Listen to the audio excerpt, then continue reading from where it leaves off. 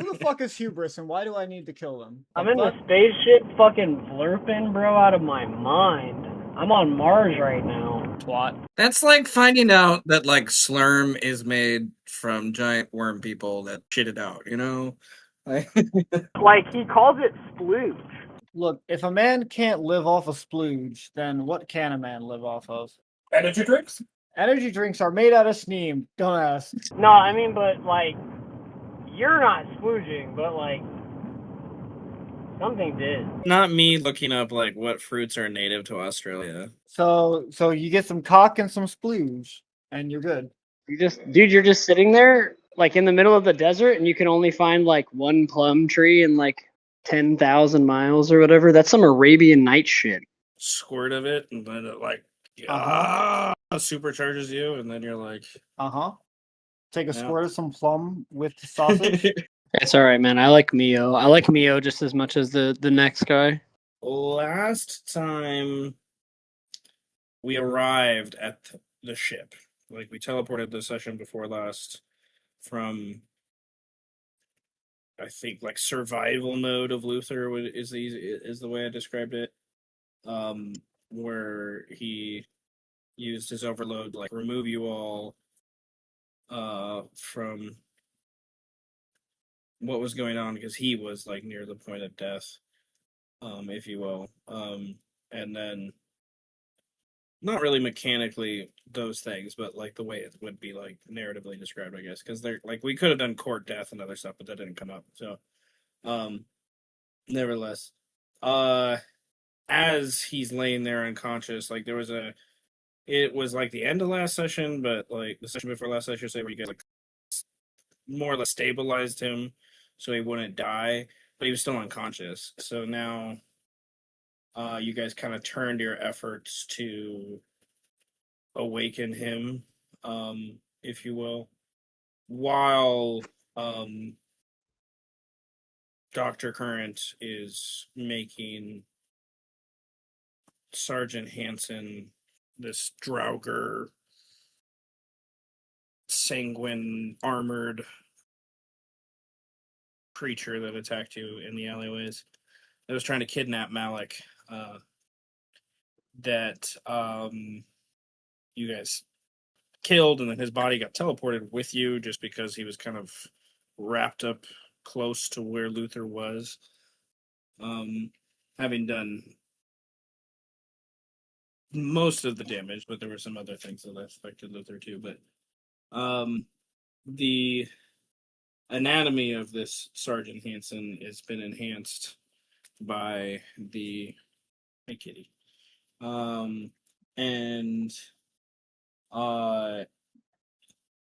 the rest of you distracted, don't really see what Sergeant Hansen's doing, and then I think narratively, to me, it made more sense once I like looked over things. Even though you kind of like ordered Pinky, it's kind of felt sense more after effects that Pinky went and explored the ship because he was bored because you guys were all distracted by shit, you know. And he was just like, "Well, I'm gonna go," and he goes and like while you guys are discussing, starts to explore the ship, and while while he's starting to leave is when this guy that was getting basically a midnight snack was hiding out in the kitchen area. He tries to run and escape, just being overwhelmed by what he's seen, and you guys there's one door in, one door out, and he gets blocked in simplest terms, and eventually tendrilled by this is an interesting verb to use, by Higgs to a wall,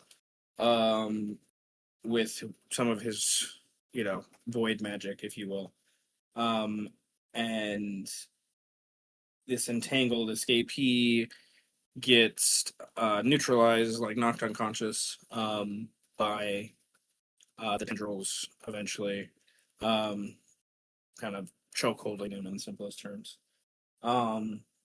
And the noise of all that, you guys kind of wait for a moment.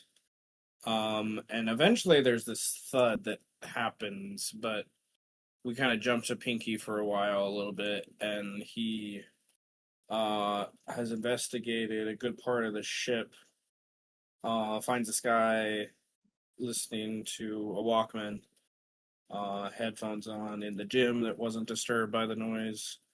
He finds another guy kind of leaving a bathroom and follows him until the guy goes in his room, making sure he doesn't hear anything. And then the thud kind of happens that draws all your attention from this like bigger creature, just like, in simplest terms, Aquamaning up onto the top of the boat. It's kind of ironic because my younger sister has Down syndrome and she likes to draw and color and do all these things, and she asked today for Aquaman to be the thing that she colored. Is kind of fun. But nevertheless,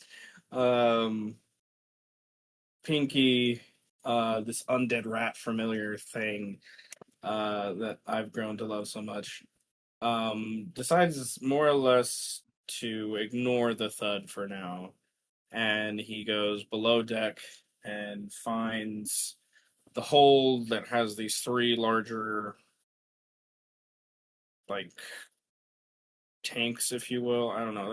They're not tanks like filled with water. Like they're storage containers. Thank you. My brain eventually got there. These three larger storage containers that are like within the hold, that are kind of like part of the ship up on deck too. They're really big. These big, he starts to learn that this is a modified storage container ship / yacht. Like it's not like a standard issue ship that you could just find anywhere. Like someone built this for a very specific purpose. And there's a humming noise, and basically you guys would reason thereafter like Pinky found magic. The hum was power, like he felt he didn't understand necessarily what it was, but enough to know that it's powerful and there's this evil kind of dark presence. His wariness kind of keen, he decides to continue further below, and he finds eventually the engine room, which is extensive for this boat. It's takes up most of the bottom hold. This vessel can travel pretty fast, and or it has another purpose. And eventually, he starts to see that the engine is indeed connected to the three container structures above it. There's like pipes and tubes that reminded Pinky of the coils and apparati, whatever it is, that you've already dealt with in previous parts of the campaign. So he decides to grab a fireman's axe that's down there, not locked up, just like hanging on the moon. He rolled a luck check that was, and then he takes it in his weird form that he is. I kind of like to think that Pinky can like almost like shrink and enlarge at will sometimes, like when he needs to, like he's like that flexible. What if it's almost like how an octopus can sort of... Thanks for canonizing that fucking terrible thought in my brain. I love that. You know how like an octopus, because it has no actual bones, can just sort of like aside from the beak, yeah. crush its body? Yeah, that's true. Octopuses have beaks. That's just a they do have PSA. beaks. No, but Sorry. like most species, Well, they the can tail's a squeeze bone. into any place that's like the size of their beak. I heard that in one of the things, but We've established that the tail is a bone. yes. Objective. So it's like he's one obviously a like Frankenstein amalgamation of many things, but I like the octopus idea. That's an interesting visual for like his shoulders and like how things connect together, if you will, is that he can like disconnect the pieces almost and reorder them. Oh, I love Pinky. But he takes this axe using his tail and his front two arms to hold it. He's about the size that we discussed of like a small halfling. By that point, and we kind of pause there, but he begins to, go ham on what he believes is the main control panel. I think he's pretty fucking smart. He's a 3 in focus, so like I don't discount him in any way. However, up above, in simplest terms, you guys awaken Luther, but it was a skill challenge with first aid. Malik was the lead roller, just with the first, you had the best first aid skill, and then a couple other like potions, if you will, in simplest terms, were passed around to help both Luther and others with the inevitable thud that happens. It sounded, but there was this interesting like thing. It was really interesting to write about. I enjoyed writing about it. I guess is one way to put it. But like when Luther woke up, and you asked that weird question about like, can I sense if he's like another Nephilim, and then how we walked through this like echolocation almost that you did with magic, to kind of visualize his presence and like the souls that have been slain by him, and they haunt and follow him in like a similar manner. And it's like current at the same time. It made sense because current literally at the same time raised the haunting level with what he was doing by raising a zombie. So it was like just all these layers of this like magical echolocation was interesting to kind of walk through as you woke up and kind of sense that he indeed has this cosmic presence that the Nephilim do. Like there's this literal, he has gigantic form. Like he there's this weight, this pressure about him that is intense. But you guys like quiet yourselves, right? This thudding is yelling, this presence that thudded on top eventually yells out, Hod, I have returned. And then other footsteps from a larger common room somewhere above you on a different floor start to convene around him, and they eventually move their way further down to the back of the boat, but they stop like mid-deck on this balcony on the second highest level of this yacht kind of storage container boat thing that you guys are upon. And apparently someone's at the door. One second. Intense. We are in the scary situation. Yes, we are. This is all your fault. Return to Slayer. It's time to make a daring escape. Hey, why are we going after the... Oh, wait, do we get to the part where we're at the generators, or no? It's not. We're not at the generators yet. Actually. You gotta, I meant in the recap. Oh, sorry. yeah, you gotta let them finish the recap. Okay.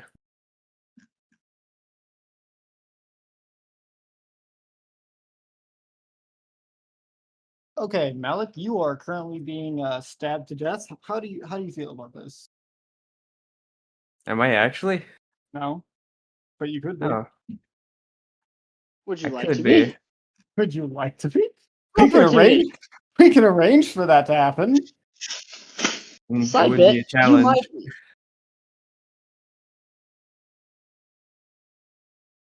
In all honesty, your life can be snuffed out in but a moment. By one stab? Damn, that's one powerful stab. Well, stab is one way to do it. I just said your life could be snuffed out. Well, we were talking about stabbing before, weren't we? Well, now I've decided to change the topic without actually changing the topic audibly. So, Wow. we could just lock you in a room and torture you with, Britney Spears music on repeat. Oh no, please don't do that. Oh, you think hearing Toxic 20,000 times in a row isn't going to drive you insane? Sometimes. What Endlessly. they said, but in my voice. Endlessly. Nonstop. And, yes, certain. Yes. I think any song will do that, but that's my opinion. True story, the US government did actually torture a country like that for a month. Wow. It was They must be Vietnam, petty. right? And that was it wasn't with Britney Spears. It was with something else, right?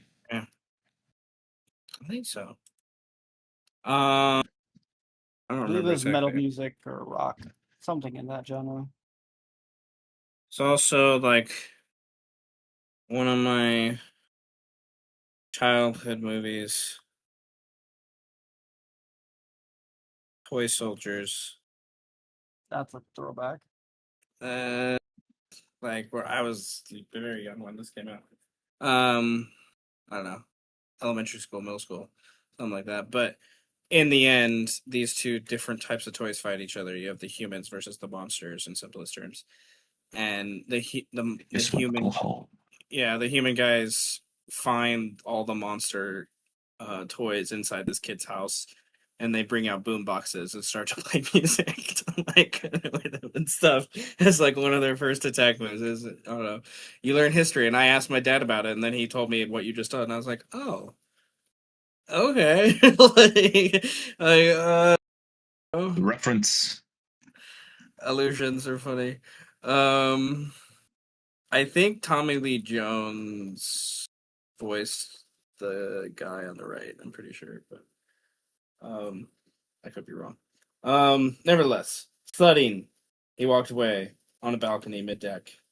Pinky returns, and then we have a kind of a brief skill challenge where he pantomimed, in simplest terms, and squeaked what he saw with his crazy rat octopus body. Rat octopus halfling body. That's like what, more and more I'm visualizing in my head. Um did you use a small child, Dr. Current? Uh, um the group hearing this decides to split up. After a pretty lengthy discussion where I rolled 5, 6 luck checks to see if anyone woke up or decided to come and walk near you in any way, and no one did. They slept, they talked, they did their thing. I literally rolled 2s and 3s, 5, 6 rolls in a row. I was a little like, what the fuck, dice? And then every other check was like a -1 or a 2. I'm like, okay, whatever. Luck was in your favor, guys. It was like I hadn't seen that in this game in a long time. That many 2s and 3s in a row. You guys split up, but the boat, the way it's designed, you all have to go on the main deck and down a flight of steps before you even can split up further. So while you guys are making your way down the steps, Malik heard a familiar voice with his passive vigilance of 4 up above on the balcony, like basically a couple other people going inside and him basically saying, I'm going to smoke a cigarette on the balcony in simplest terms. We're going to say Malik recognizes the voice as Flexor, as former, classmate, whatnot, if you will, resident of the house of Don Tortelli, and then also contention. And then there was a previous scene that we discussed that happened in the campaign where you met him briefly in the alleyway at the very beginning of the campaign. He's here in simplest terms. So I role played that Malik stayed on deck to allow you to make the decision of whether or not you follow the group below deck as they want to do, or do you do something with Flexor? There are other people about, if you will, and sailors, if you will. Obviously, cultists related with what you guys have found already.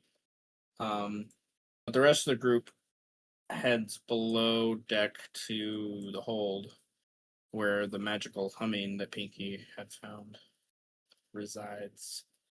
And the group starts to split at that point, with Dr. Current and Oliver, with Current's entourage of Pinky and Zombie Hansen, make their way to open and take care of the hold, the magic. Like, you guys are the most magical. Blah, blah, blah. In simplest terms, there was a discussion how you guys together were able to use your eldritch knowledge and powers to stifle and, kind of put out the candle of this like smaller apparatus at the beginning of the game. It also still has that fucking remote. And they had you technically has two now. Yes, there are two now. So they're technically.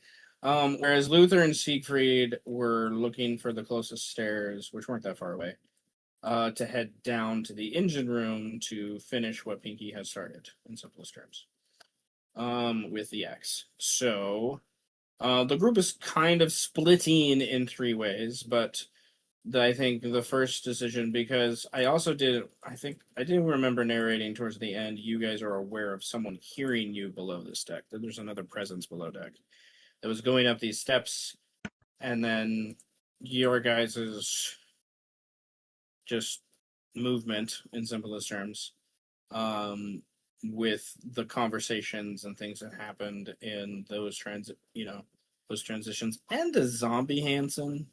Not gonna deny.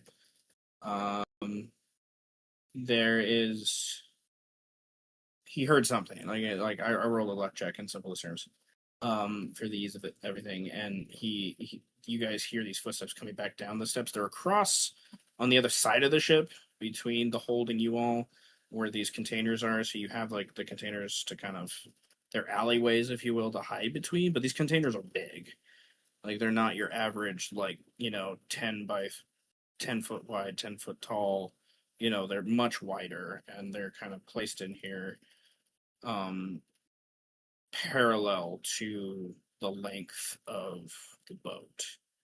And they're the three big ones. Like, I would say easily, by what I drew here, when I can't find a map to help me with this, of a boat. But like, these containers, two of them are like 25-30 feet wide by 40 feet long, and easily 20 feet tall. And then there's one further at the front of the boat, if you will, that's not as long. It's almost a perfect square. It's not a perfect square, but it almost is. And that Luther and Siegfried are kind of heading towards the base of that one as they go towards the steps that they see that leads down from what Pinky described. Where Oliver and Current with Entourage are kind of circumventing around the very back storage container at this point to like stay hidden and hunker down and or find a way inside this tanker container or whatnot. There are various stairwells and things that can be used to go up. It's much easier to go up by this point on this level that most of you are at, other than Malik, than down. There's like within this area there are 4 stairwells that go up, and then there are like 2 that go down, closest to you all. There's kind of 2 more stairwells that go down at the very front, but they're closer to kind of Luther and everyone a little bit, and they're like smaller. Then, indeed. So, questions, comments, concerns before we begin, and then before I finish talking, the question to all of you really is, with the situation, does the group continue to go down their different goals, right? Like, where I have Malik listening in on Flexor, is he continuing with that? Is Luther and Siegfried continue to go down? Are Oliver, Current continuing to do the thing they're doing? that's my first question. Simple question. But any other questions as well as I get my notebook open? I thought, or I had read in the notes that I thought that Malik was helping destroy the rest of the generator. You stopped because you saw Flexor. So I'm just standing there in awe or something? The I've way now that described this. Okay. You're not standing in awe. I'm giving you an opportunity to decide to do what you're going. Do you want to? Be impulsive. Do you want to buy it? Like, because Flexor technically is a bond, a principle. Your strength principle arguably is also related right now to this, and your fear of betrayal. Like he's kind of three wrapped in one. So I'm kind of exploiting motivations.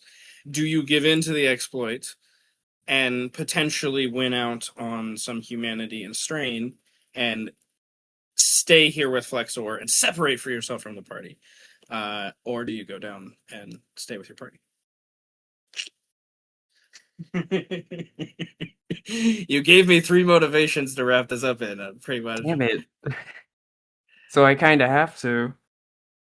You don't have to. You don't, like, if you don't buy into them, you don't receive any of the benefits of that, is all it is. But there are the narrative consequences, right? Where, like, if you don't buy into the scene, then you don't know what happens with what he's doing, because the rest of the group is going way below deck to where he's at, and where Yeah, but presumably some of we the other also, leadership is, if you will. He's talking to some important people. He was talking to this monster that I was describing. yeah, that just doesn't sound like something to go for though, because if we're in an unknown area Yes. with a bunch of people that are obviously against us, then like Okay. So you go how with your could party. how could I not go with the party? Okay, like that's the whole point of motivations. I love it. So Malik You're really takes a, stringing me here though. takes yeah, Malik takes a moment for those things.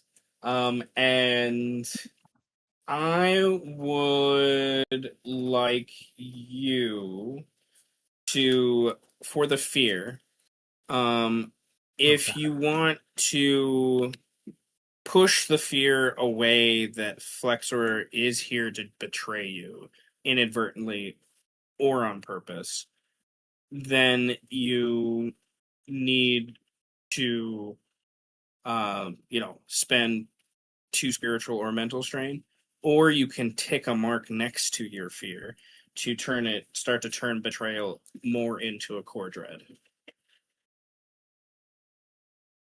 Let's start turning it more towards a dread. Okay. Once you get 3 marks towards a fear, it turns into a core dread. So Flexor's anxiety, I will say, kind of builds, right, a little bit, as he makes these decisions, but he decides to indeed follow through with the party, and Luther and Siegfried start to see and hear him, just sort of above you where the stairwell is. It's not, it's one floor. The dunk dunk dunk, quiet dunk dunk dunk, if you will, because Malik's not as heavy as the big guy that I just described, but the metal clanking as he kind of with his boots as he starts to climb down the steps. With that, does anyone else? Where is everyone else going? Now that we know Malik is going downstairs, is everyone else staying on the Tail. same floor together in the same area, if you will? Or is everyone, or Luther, Siegfried, do you continue to go down below? Do you wait here with the noise you obviously heard of someone climbing down the steps on the other side of the boat? To the same floors, yeah. Oh, we keep moving forward. Luther keeps moving forward. Siegfried, Malik follow Luther. Yeah, I already said it. So Okay. So they start quietly heading down, and the noise of their footsteps, Oliver and Current, is probably why you hear this man's footsteps. Like he gets down on the bottom of the steps, and then as you guys patiently listen and kind of move around further to the back of the boat to give yourself like a couple storage containers, or at least one, hopefully, between you and him as like cover. He obviously is walking more towards the noise that they were making. A little bit with Malik kind of quickly coming down the steps and joining the others, and then quickly skittering. So he is going to now roll his everything by this point was passive vigilance. He's gonna roll an active check. And at this point, if anyone wants to roll a stealth check, now that we're like in the official new start of the scene, you can roll a stealth check for where you're going on. Okay, so is this a new scene? This is Sorry. a new scene. So vigilance. If you want to raise your vigilance again for the new scene, you need to or may want to do that with your awareness skill and or some mental strain, piecing pieces together. If you also want to take this opportunity now, you can raise vigilance at any point. It doesn't have to happen. It makes sense now as I'm rolling some dice and doing some math. If you would like. And then if you want to roll a stealth check right now, you can, to kind of like front load some of your initial movements if you want. With where we're starting the scene, and then if you change kind of positioning, I'll probably ask for a different stealth check. If you want to just like say you're just staying motionless where you're at, then that's fine. You don't have to roll a stealth check. You're just sitting there breathing. I'll go with that. The big boat. Is it possible to have the zombie intercept this guy in a stealthy manner? Should I have him roll a separate stealth check for that? Oh no. Or Is that a like yeah. Well, he can move of his own okay, free will. remind me, what skills does he have? He has all relevant skills that he had in life, to your discretion. So whatever you decide, he may have. I forgot to look at that sheet. Random list So, of NPCs go. I will read. Hang on. So I will read the rank 2. Hang on. All right, well. So, Race from the Why do you do that? Do I use focus or wariness for this roll on vigilance? Vigilance is, as a derived attribute, is the attribute you would use if you would roll. You only would be able to roll if you have a B or higher in awareness. If otherwise, you can spend strain up to your skill stuff. With these passive attributes like vigilance, awareness, it's kind of like you have yours is like whatever. I think yours is a 4 or whatever. It's like A4. It's set at 4 no matter what you do, and you can use your active roll this scene, and then you can use your awareness active roll for the rest of the scene to try to raise it higher, or you could just spend strain or whatnot. If you have a rank 5 or whatnot, you could use temp strain and stuff if you wanted to as well.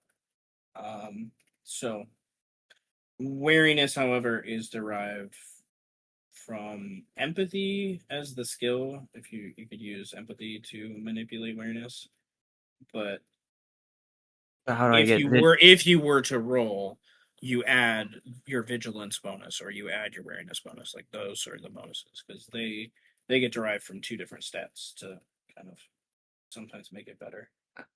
I'm asking, what do I add to roll my vigilance? Your vigilance. So I just add my vigilance to my vigilance? When If you are going to use your active roll, you add your vigilance to the roll. okay, Yes. I got a minus fucking 2 anyway. Okay. You don't have to keep the if it's lower. That's what I'm saying with the derived attribute because it's All right. if you roll lower, you can keep it to a 4, and then you can spend strain to get it higher if you. But then you don't Yeah. have access to your roll. I am not gonna reroll anymore. Okay, you should just keep your 4. Yeah. You said that we Uh, can preemptively stealth check, right? Yeah, for like the beginning of the scene. If you. Yeah, so I think I'm going to do that, activating impossible geometries, spending the strain to get a +2, plus my natural +2 from dexterity, and fuck it, +2 more from strain, because I don't want to be seen, because if I get touched, I explode and die. Not even explode. Malik explodes. I just crumble and die. Well, okay. I guess I gotta see if I explode. was really pretty good, because I got a -2. Oh, shit. You spoke too soon, Buster. Oh, well, I- I have no states. I got a 1. Oh no! Oh no! It's happening! It's happening! I'm still very strained down. I Malik, will not Malik got a increase 1 for stealth. Okay. it. Yeah. Okay. I'm very stealthy, Alright. like a trash man.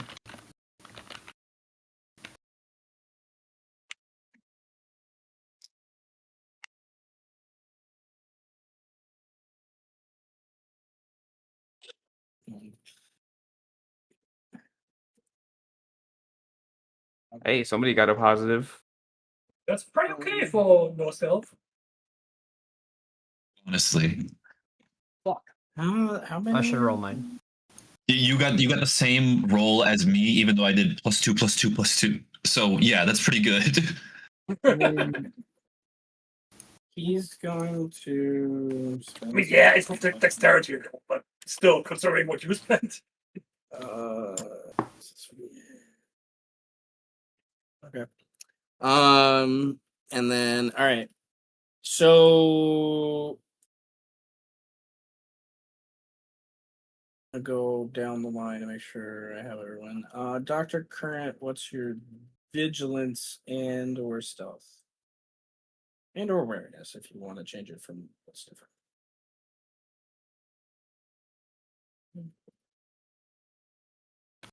Hold on, come back to me. Okay.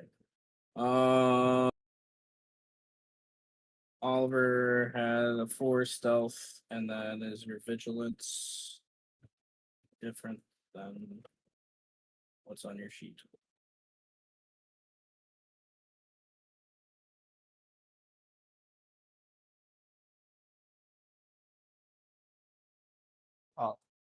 Ollie, Oliver, I Oxenfree. think they're shy. Sorry, I didn't hear. That's all good. No worries. I was just is your okay, so you had a 4 in stealth. Is your vigilance going to be different than what is on your sheet? I'll keep it at the 4 that it is. Okay. So I was gonna open the sheet, so not kind of open. I'll put that. Okay. And then cool. All right. Malik had a 4 vigilance and then a 1 in stealth. It's something. Okay. Siegfried, what is that vigilance? Right, vigilant. Did you It's take something? 3, but it's a new scene, right? So roll on my 6, always 3. Yeah. 3. Okay. And then did you roll a stealth? Yes, that's a 4. That's a 4. All right. All right. And Luther. I'm coming in vigil- with a 5 for vigilance and a 6 for stealth. I have impossible geometries activated, and I use my mastery to cancel the first point of stress.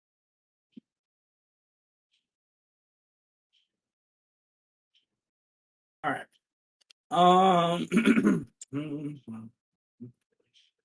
All right. Zombies. I'm good. I'm at a 4 stealth, 5 vigilant. The best of us. Okay.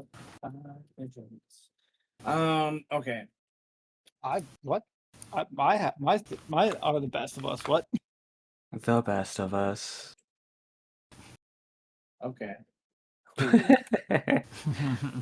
I'm Then messing.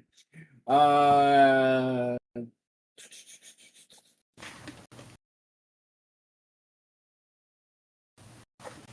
I have more stats on the zombie too than just the rank one, but those are the rules. There's also a bunch of in combat rules, but we're not in combat, so I'm not worried about that. Yeah, Mr. Yep. Rules. Not in combat yet. For now. Just you with me. Malk is gonna fuck this up. They're pretty somehow. cool. Their skills are at, I believe it's A. Their skills are at, not C. Nazi. Yes. Oh. That's funny. Oh. Okay. They're a Nazi. No. Wait. Pause. Pause. Hold on. You may Well, have stop. confused the Well, thing. starts grabbing the microphone. You like start hearing me like start palming my microphone. Like, hold on, turn the fucking camera. Oh no. Okay. So we're not in combat, so certain No. things are happening. But okay, this Yeah. guy, Dr. Current, with kind of how I have like you placed, if you will, you're more on a, do you want the zombie and or Pinky to be on a corner, or are you going to be on a corner? Are you going to be more in the center of the storage thing? Like, I think maybe Pinky should be on a corner. He is more likely to and the freak question out an can also opponent. happen to Oliver. Is like Oliver on a corner peeking around, or is he letting Pinky and Zombie take it, care of it? Letting Pinky and Zombie. I'm gonna be perfectly honest. Okay. Yeah, no, we should probably let the For real. heavy hitters. That makes like you guys as your smartness would think of those things. That's why I asked that question. Your characters would. The number one plan right now, I'm gonna be so fucking for real with you, is get another zombie. Get another zombie. Okay. Yeah. So if we can Um, find a sneaky way to get another zombie to take care of every angle so these smart nerds can defuse the bomb, we have a chance. We can do this. This is XCOM. But I'm the freaky All one. right. I love it. I love it. Okay. Failing at high percentages, right? I We're I at like low to percentages right now. I like to think right now Pinky is like shuffling around to like get the better vantage point and making Zombie Hansen go to the other corner. And as Pinky looks around, he gives like a single with his hand and his tail that basically says like shut up, be quiet. And the rest of them have gone down. This guy's stopping in this like hallway, and you hear quiet for a second, and then there's the sound of this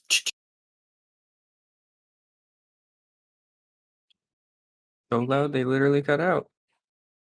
and like it's like a lighter going off, like someone's lighting a cigarette or something, and it's just quiet, and then eventually you start to smell, the tobacco and the smoke, and this man says in like a double voice, it's like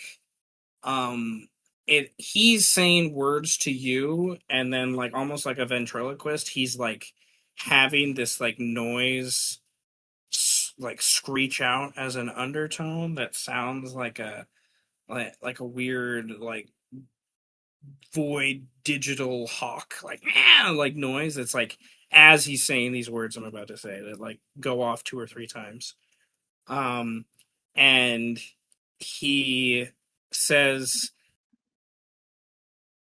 I know you're here, Dr. Current. That's really bad. I would never forget that smell. Smelly smell.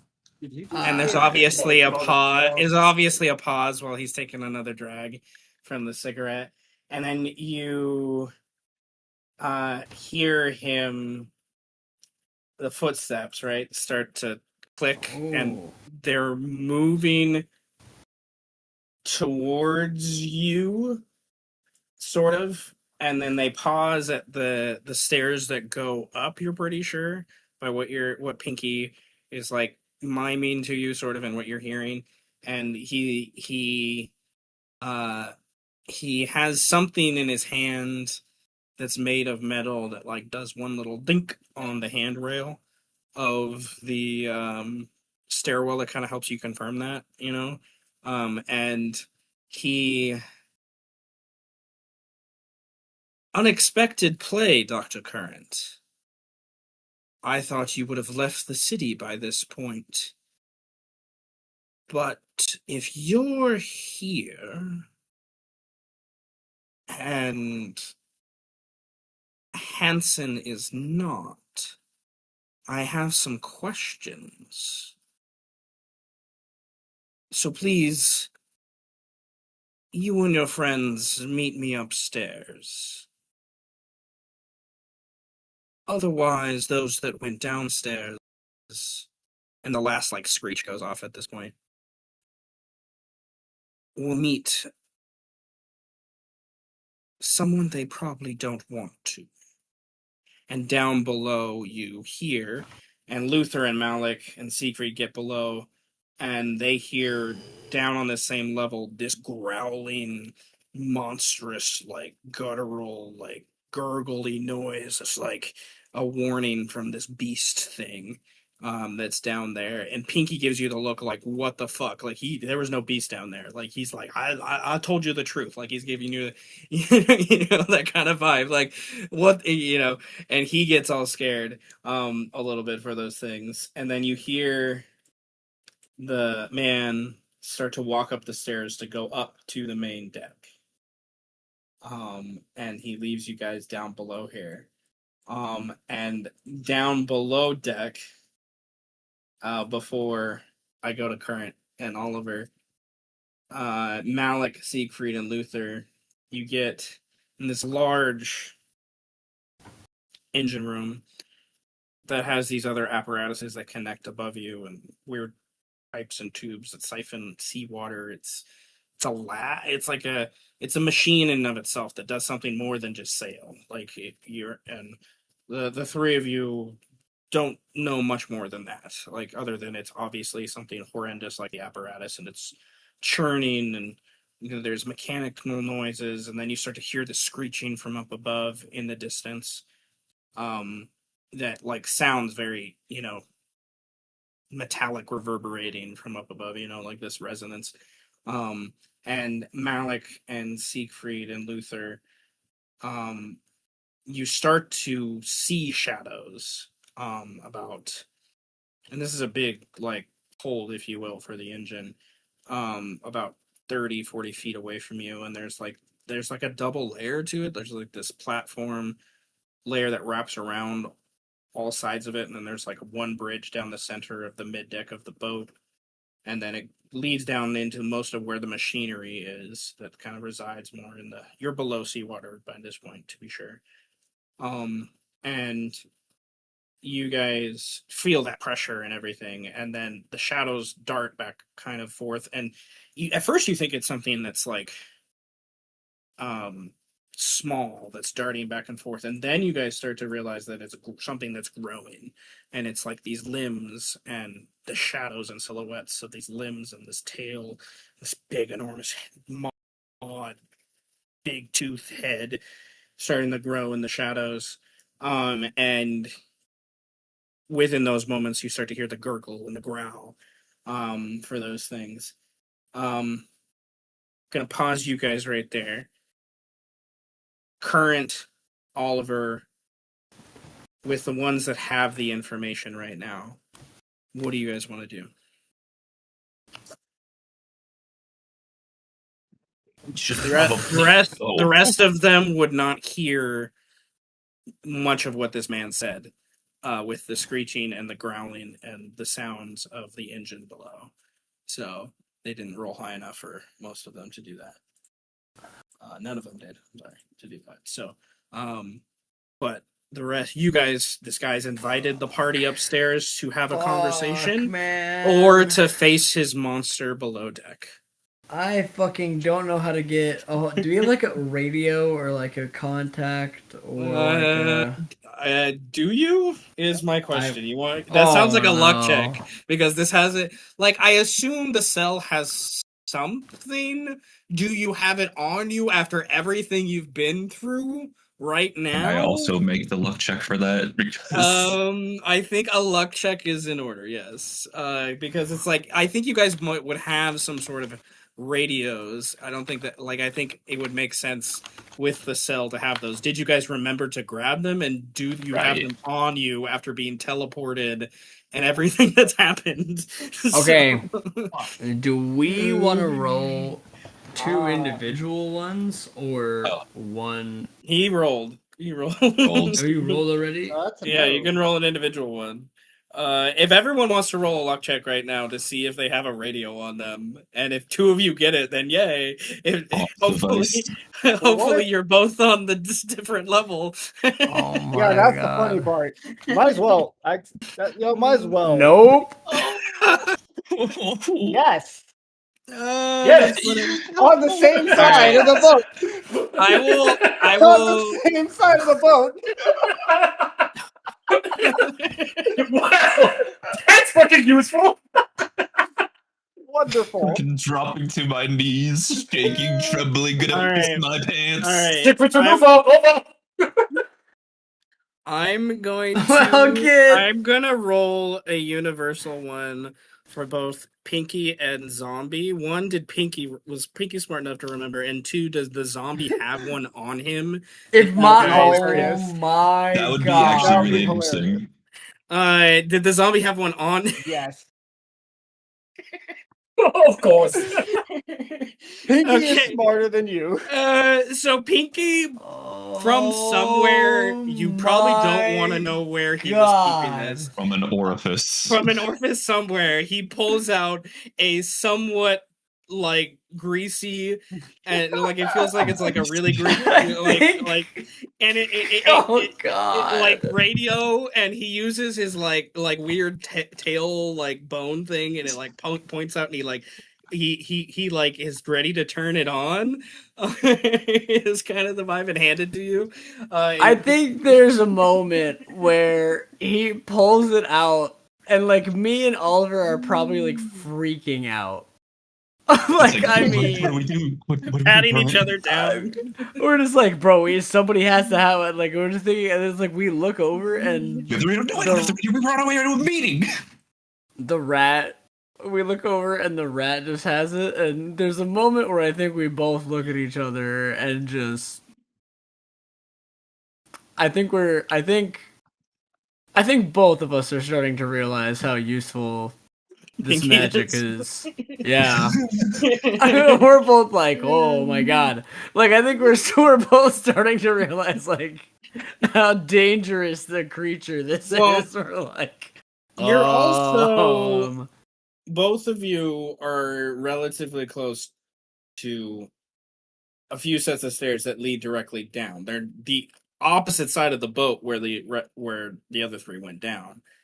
So chances are, you're on the other They're side. far away, but they're not like Yeah. entire like miles. Like, if we were in combat, I would ask for 2 to 3 speed checks, depending on how well you rolled to get to them. If we were in combat, it's not super far.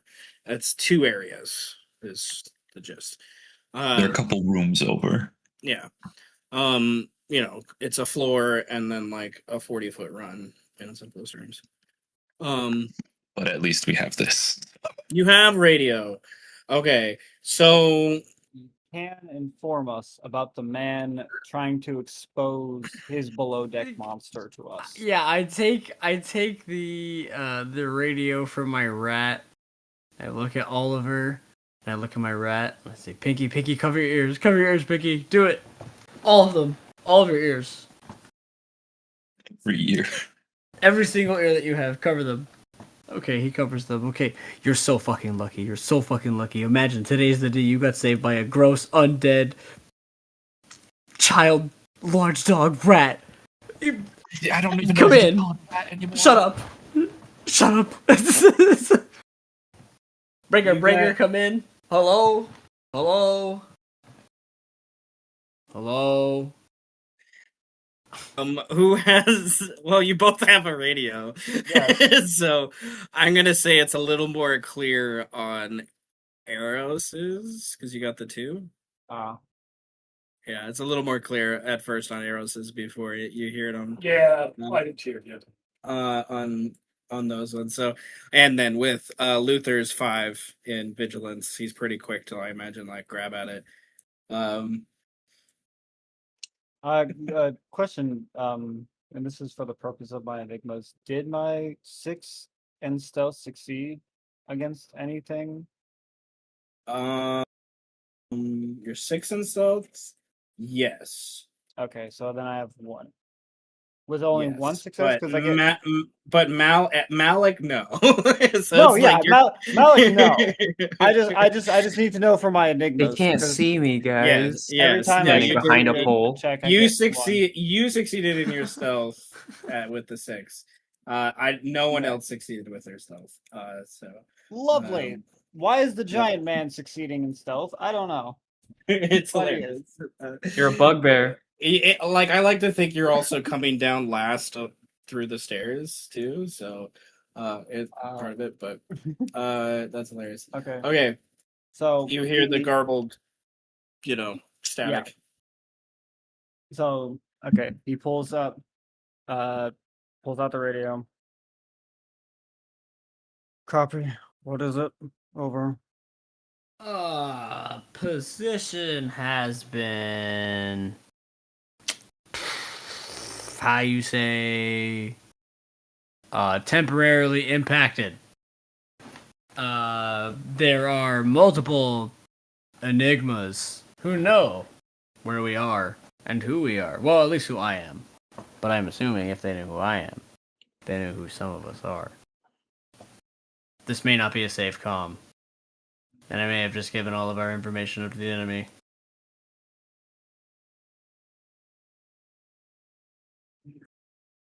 But I'm gonna be honest with you.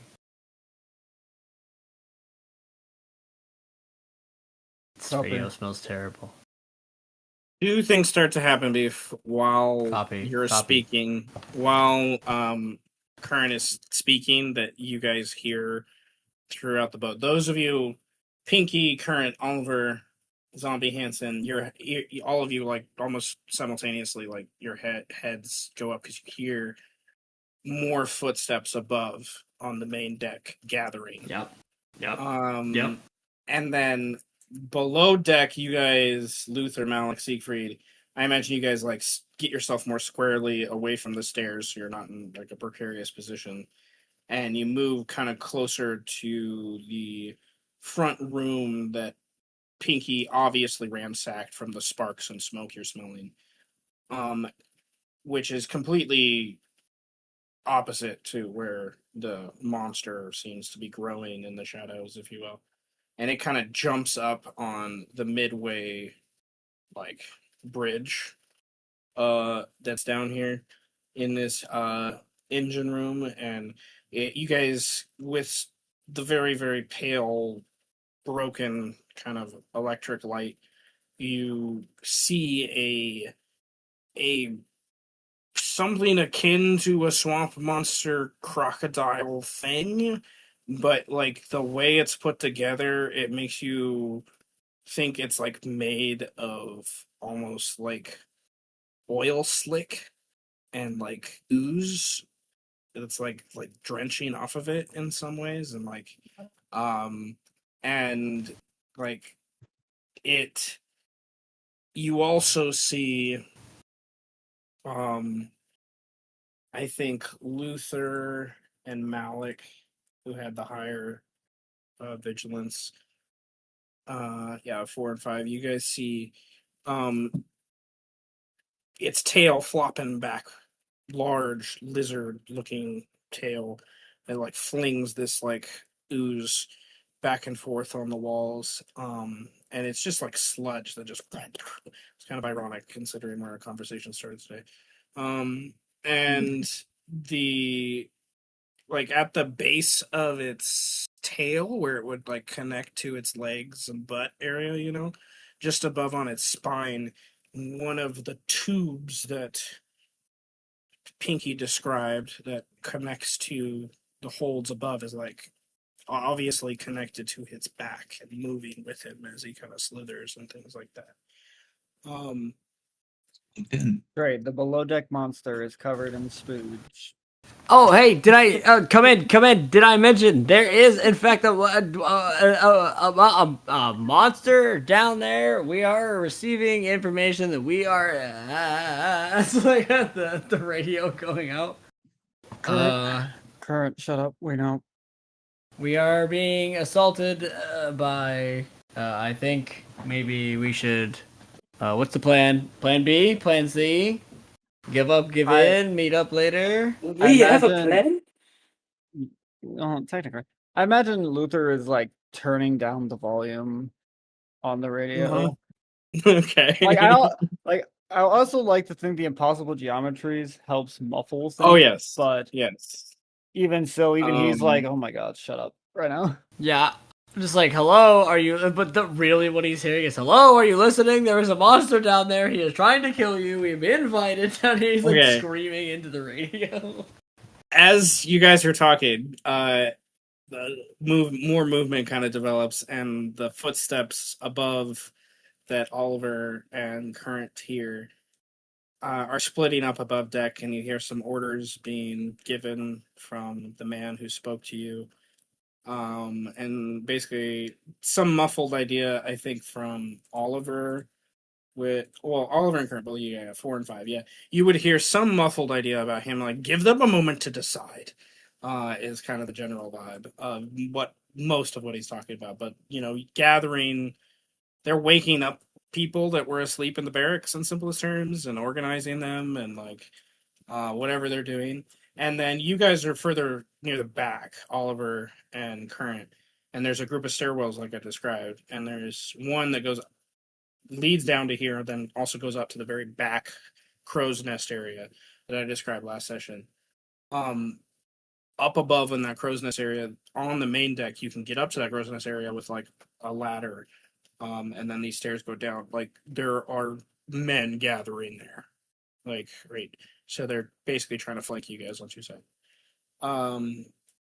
From back here, because he knows where Dr. Curran is. Oliver with impossible geometries, you're sitting next to Zombie Hansen, and it's kind of like you're in his shadow, I feel. And Hansen's a relatively big guy. He's like he's not as big as Luther, but he's a big guy, and as the zombie figure, I just like this imagery that you're kind of like his shadow, just like allows you to like be lost in it for a second, to where if Current didn't have a 5 vigilance right now, he wouldn't know where you're at. In simplest terms. So the and then the monster below deck is obviously Malik, Luther, Siegfried. It's smart enough to realize that when to fight you and when to not. Like it's not just charging at you. Like this thing has it's taking you in and really trying to understand how much of a threat you are. It does perceive you as a threat by obviously the growl it's giving off, but it's letting you decide to make the first move, is kind of to see what you're capable of in simplest terms. If you're going to like do something more than what you've already done. Is another way. Like you definitely get that vibe. If you guys attack the engine, this thing probably will attack you, but it's taking the orders from this man who said to wait in simplest terms. Am I clocking that it hasn't noticed me?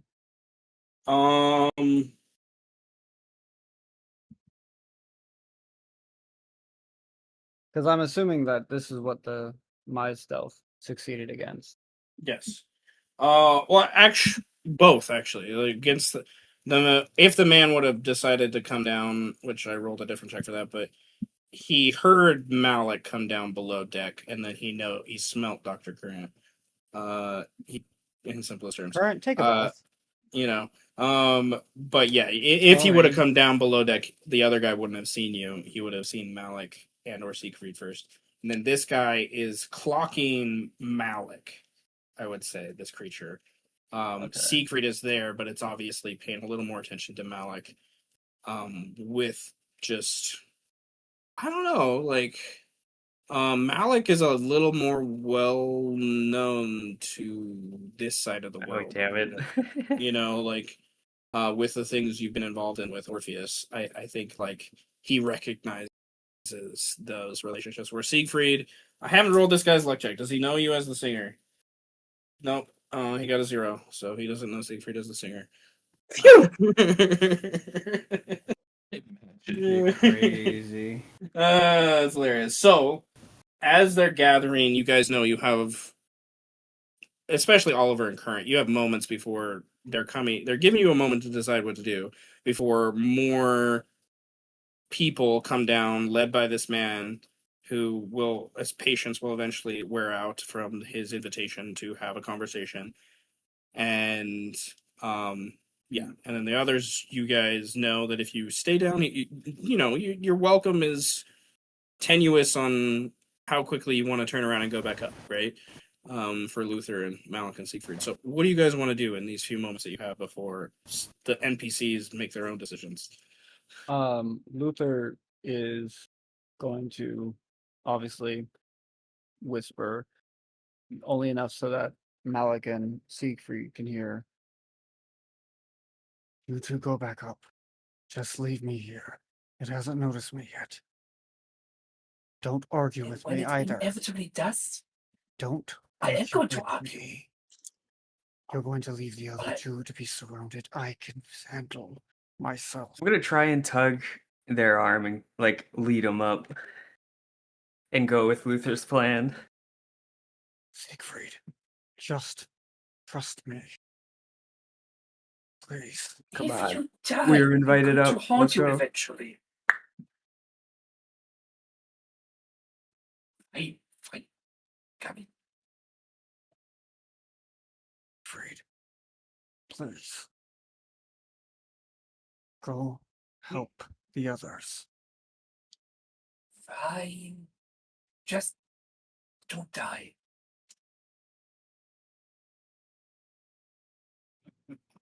Luther would Okay, but manage a nod.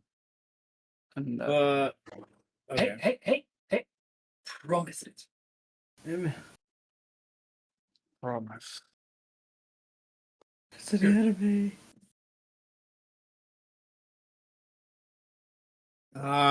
Two things. One, you've made your decision, but there's two pulls that happen here from motivations that I want to tug out real quick for those trying to leave. First, if you would like to buy in and potentially get back some humanity, Malik, you could buy into your principle of strength as a competition and stay and fight this thing with Luther. Because this will be one of the strongest things you've ever faced. You're pretty sure by what you're saying here. You don't have to. But you will be, if you stay, you'll be able to knock one more notch towards a core value of strength as a competition, and you'll get some humanity back in the process if you stay. Sit on that for a second. I didn't think Luther was fighting it. I thought they were gonna stealth around it and finish the You job. don't know. I don't like. I That's think what Luther. That's what Malik is thinking right now. Okay, They but think they're gonna be I'm still sneaky and not saying try to fight it. motivation. I'm still saying motivations wise, this is a thing that could finally be a competition in some ways. Like I really do. You're the one that put the principle down. So that's what I'm saying. Love, I am hurt. My character cannot fight much more. Okay, I so want to fight it though. you want to fight it, but I do. reason not to. Oh, Right. wait, I remember, I did hand a panacea to Malik Yeah. last session. Yeah, everybody has I a remember healing I do potion have from that, me yeah. as well. Yeah. I'm pretty sure I messaged you some stuff. I'm not physically So- that fucked up, but my strain is what's fucked up, and Yes. I'm like Well, miles his- Restore around. strain. his panacea is restore strength because he is rank 3. So, Wow. if you want to do it, But Everybody. also, it might be good to hold on to. I don't know. yeah, it will. 'Cause are you not actually like physically hurt yet? I do have I It do have is wounds, in yeah. some ways it's better to take it out of combat than in combat, so you don't have to waste the initiative. But that's on you too. So should I take it now? I don't know. That's on you. In case I finish Okay, it. That might be so seen as a hostile act, though. are you staying? Is the question. Can you come back to me? Because I heard you. Okay, you you're have thinking on somebody it. You're else. thinking on it. Yeah. So he starts to walk away, and then he gets to the stairs, and he turns around, and he looks at the situation, and he's like, Wayne, does Luther, even though he's still, does he have a possibility? The competition, like this, like I think Malik's a little worried, and then and in that pause, Siegfried turns, and Siegfried finally, the weapon's able to get your attention. The axe is able to get in your mind after everything that's happened, and it finally yours is kind of the opposite. I feel that if you continue on the trek to leave, doing your affirming principle of refusing to give in to the weapon, you gain both humanity you don't need, but it will turn into strain, and a notch towards the core value. If you stay, you don't get those things. Because in my mind, Luther can protect himself. So your other principle doesn't make a lot of sense here. Luther can hold his own. So I think there's a different aspect. Like you're more like, do you let the axe, take some of your humanity in simplest terms, right? Because you would have to spend humanity to stay and use its abilities and all those things. The axe wants to fight. The axe is like, fuck, we haven't killed anything. Come on, it's right there. He's oozing already. Come on, it's like blood. We'll just slay it. We'll just destroy it. He's like seething, Siegfried. Your axe is like, I want to kill something. Damn it, that's what I'm made for. Why do you neglect me, my Dude, purpose? he literally... Dude, your axe saw that fucking crocodile creature from across the way, and he was like, holy fuck, holy fuck, holy fuck, holy fuck, holy fuck. He's literally like... it's like, holy fuck, holy shit, holy fuck, holy It's shit. the whole holy reason fuck. why I exist. It's like, so there. You guys have opposite poles here, right? Which I like your motivations. I'm enjoying that aspect. Yeah, this one's crazy.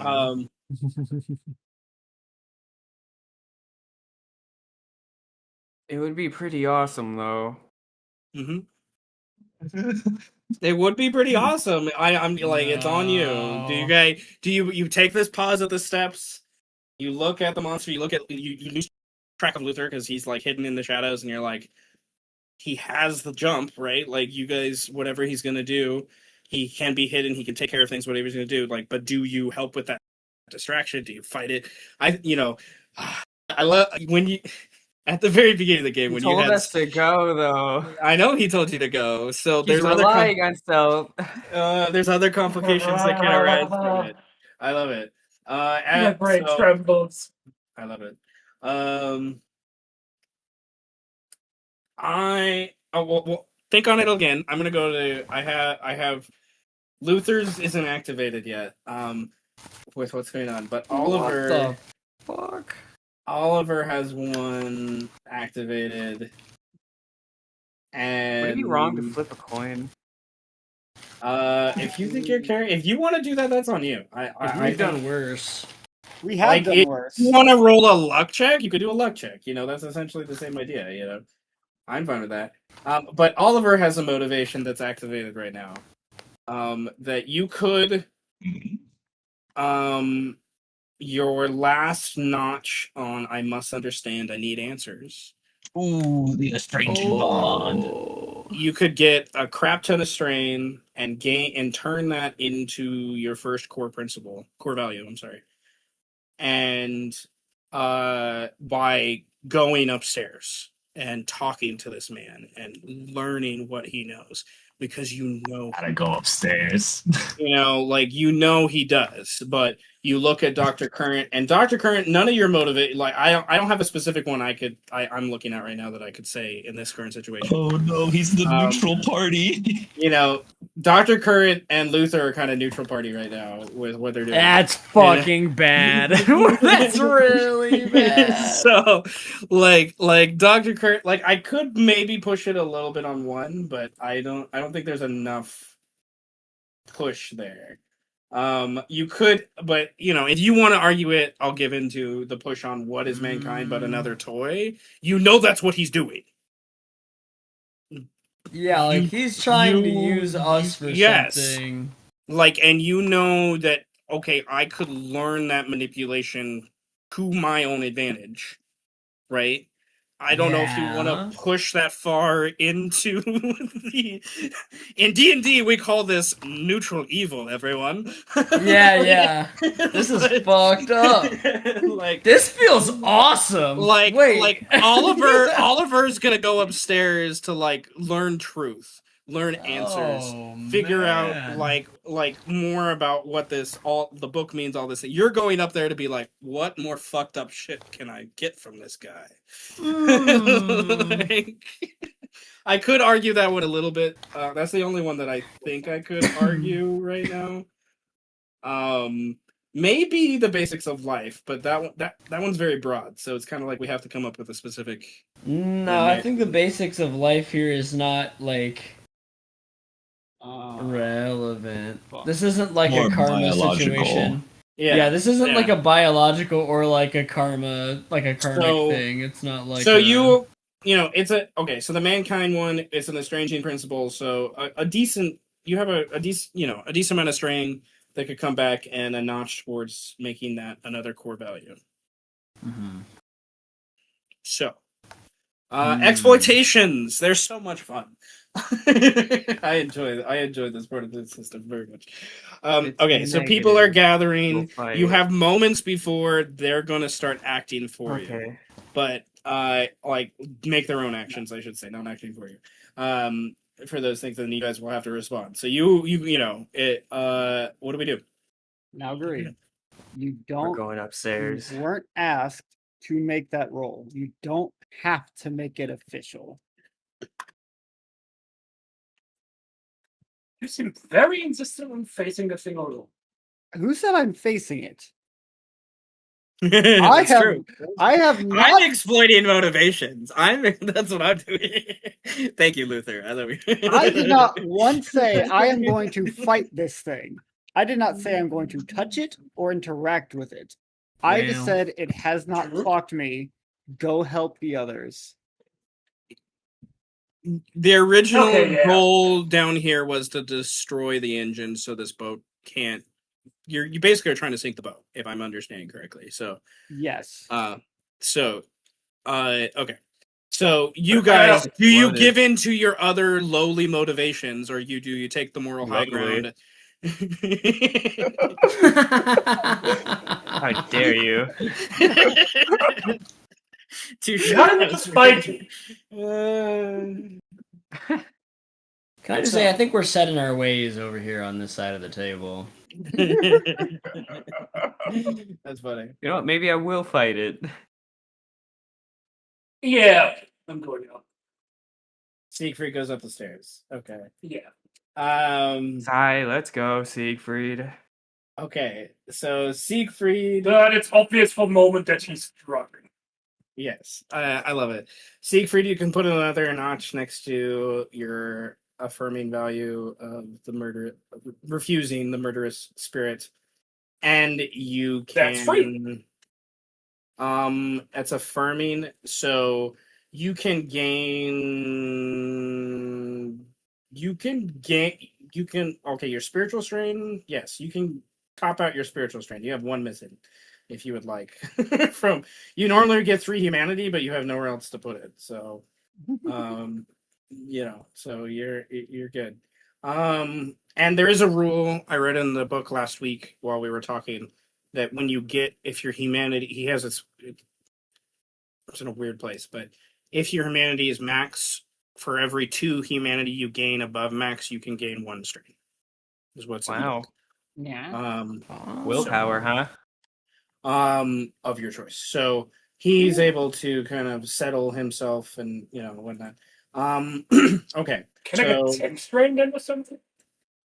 Well, you would have gained 3 humanity, so it would have been 1 strain. Oh, All right, so Malik and Siegfried go up to basically the same level where Current and Oliver still reside. They start to go up those stairs. While they're climbing the stairs, there's more men gathering, whatnot, on the main deck. It's taking a while. There's obviously more than a dozen guys, and they were half asleep, so it's taking a minute. But Oliver and Current, during that moment, do you wait for the group to regroup, or do you, it's kind of part of this question, or do you guys go up ahead of them and get the answers and start the conversation? Inevitably you'll still kind of get it, but I like the pressure of like the impatience here, of like the obsessive kind of nature. It's loosely taking over both of our crafters, which is if you did hermeticist as your unique mechanic, that's the whole thing. But nevertheless, I think Oliver would start to give in because it's a combination of fear of the situation, overwhelmed with just the amount of stuff that's happening, probably to an extent the haunting level. Because Okay, haunting right now is only at 1. I don't know because we were Wouldn't it be we three? going down. No, it's a new scene, man. It's a new scene. Oh, that's what you were man. asking. It's a new about a new scene. Yeah, I didn't know if Because it reset it- for the scenes. it does. It usually does. Because in the I mean, we could previous say it scene- hasn't if it's more narratively into it, and I'm also willing to spend human. I'm willing to wreck myself. No, okay, wait, hold on. Let me. It doesn't explicitly say it. In part, it's because also you said in the previous scene he started to like get visions of Silas again, his dead friend. Yeah. And in Oh yeah, sorry. No, I was just gonna say, and in part, that is almost where the motivation of I must understand, I need answers even comes from. I like it.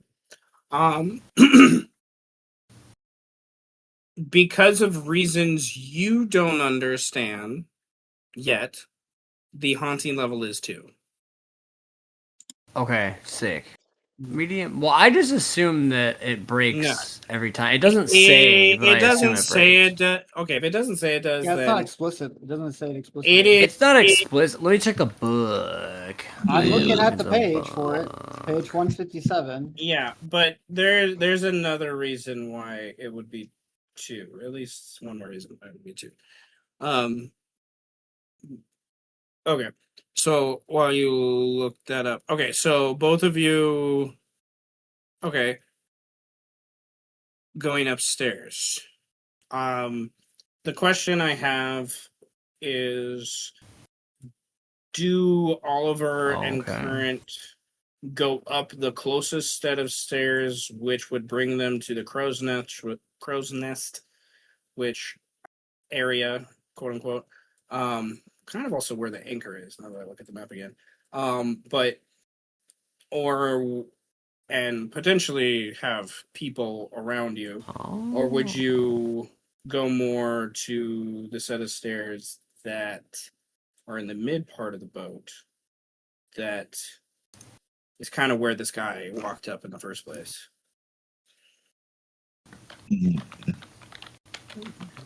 Positioning.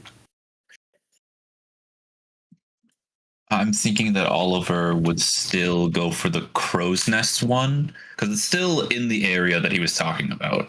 And even though he is slightly overcome with the idea of wanting to get up there as soon as possible, he's not going to go for the immediate get himself surrounded situation.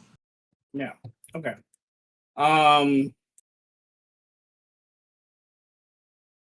Okay.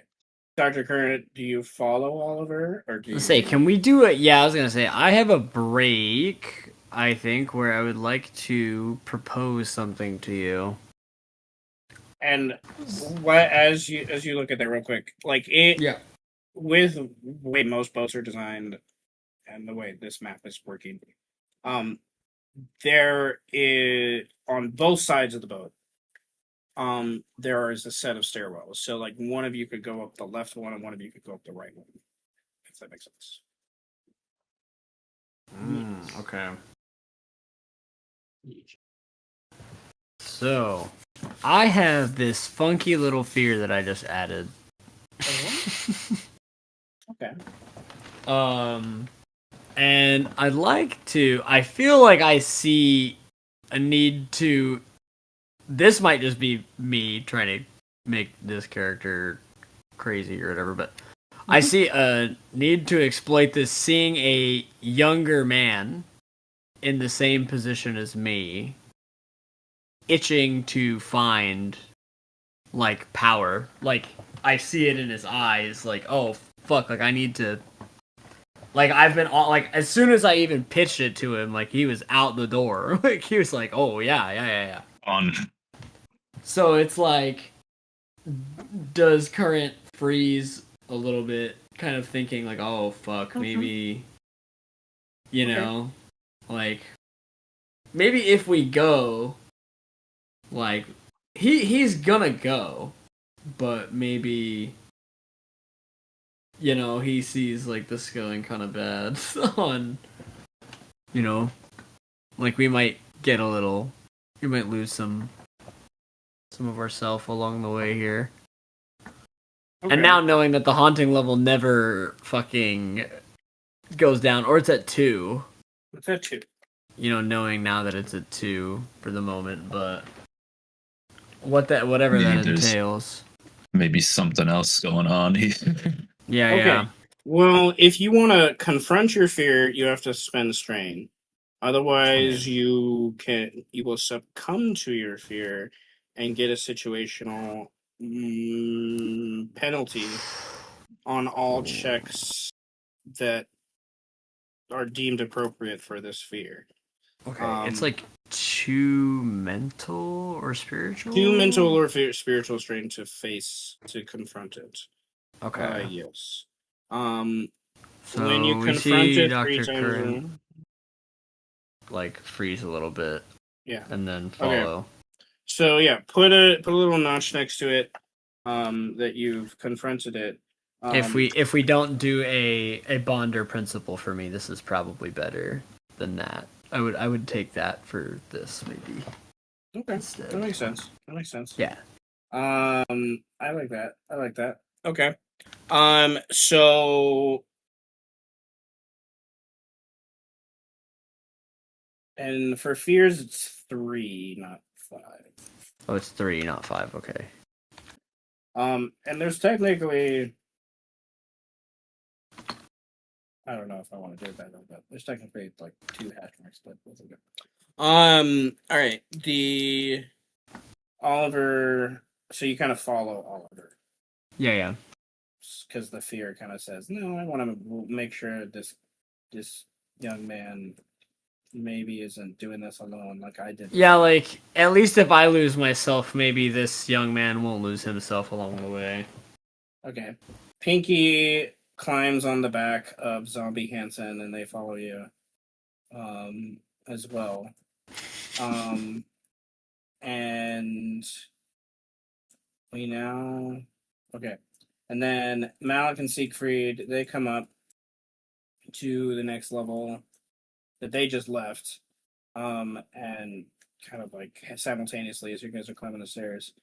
And you hear the humming and whatnot. You now hear the footsteps more from the central back part of the boat than where you guys are coming up from. But obviously the gathering of whoever's aboard that was sleeping when you guys first came on the main deck. Do you guys, because you wouldn't be aware by this point they went above, do you guys investigate the hold, or do you just go up above deck to the next floor? What do you do?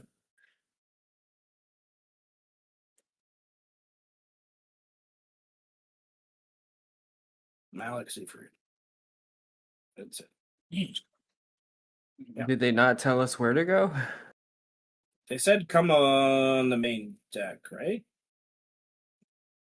Yeah, I guess he told us come up to the main deck. Yeah. Is Then what I. that's where we're then headed. I want to Okay, I'm just. There's just big trying to lots see- on where exactly to go. Just go up. Possibility. Oh, not to that. Like, would they allow us to meet up with each other, or are we just all kind of thinking we're going up?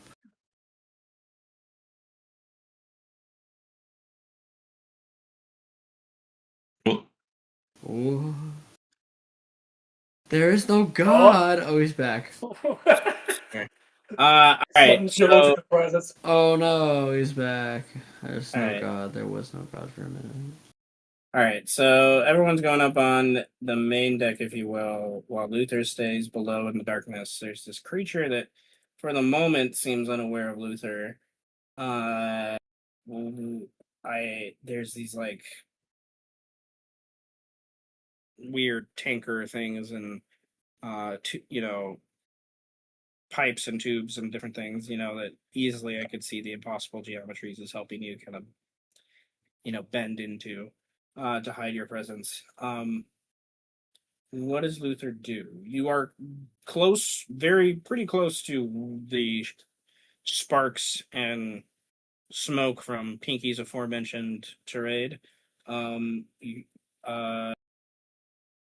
Much closer to that than the creature. The creature's pretty far away. By this point, you'd have to charge at him if that's what you were doing. But you already said you weren't. So what are you doing? I want to do an investigation check on the engine to figure out like exactly how it functions. Like, I mean, it's an engine, but not all engines are the same, especially depending on what their job is to accomplish. But it shouldn't be too hard to figure out. Well, not all of them has two axe wings into them. That's for one. Well, even then, I'm pretty sure Luther could likely tell that even with the damage Pinky has done, it's like a quick repair. It's like Don't surface level fix it. damage. I'm not. No, what I mean is, I it's know, I surface, mess with you. it's Okay, surface no, level, and I want to get like the deeper control panel is probably messed up to a point, but the engine itself is not broken. Yes. Yeah, and I need yeah. that thing to explode. Okay. So, okay. I could have exploded. That is true, Damn. but Hindsight. hindsight is always 20/20. So, Luther. Right, yeah. Roll your investigation.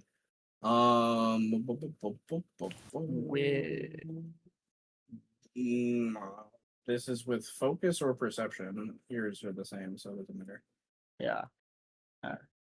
Well, my investigation being an A, so hopefully it goes well enough. Oh, one. I'm just gonna do my investigation rule. Sally, like Nice. fifth. Lovely. And I am going to pump in 3 mental strain, and I'm going to activate my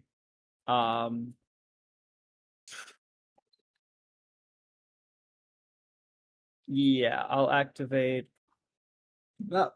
Would it be better to do?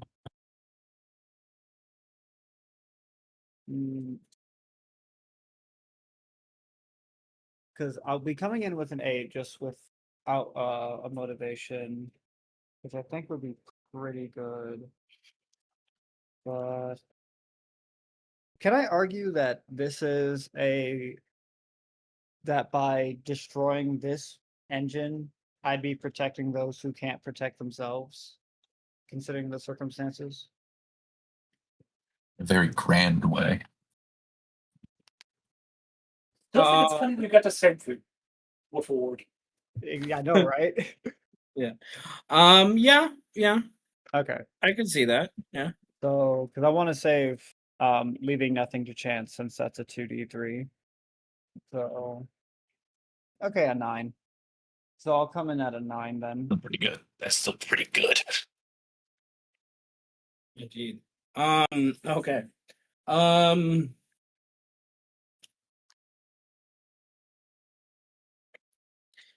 This I like to think is one of the first really,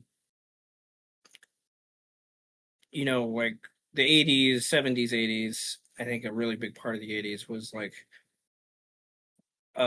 into the 90s was we're in 86ish. So like a transition away from analog to more digital stuff. And like the engine here is state of the art, so to speak.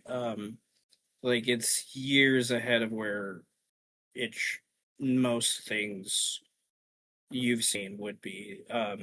It's um, it has like its own like computer and thing, that's pretty state of the art that like monitors things. And although the control panel is destroyed for the main apparatus, you're pretty sure you could use one of these other kind of side panels and like redirect commands there to control the ship and or scuttle it by making it overload and or pointing it in the wrong direction or those things. The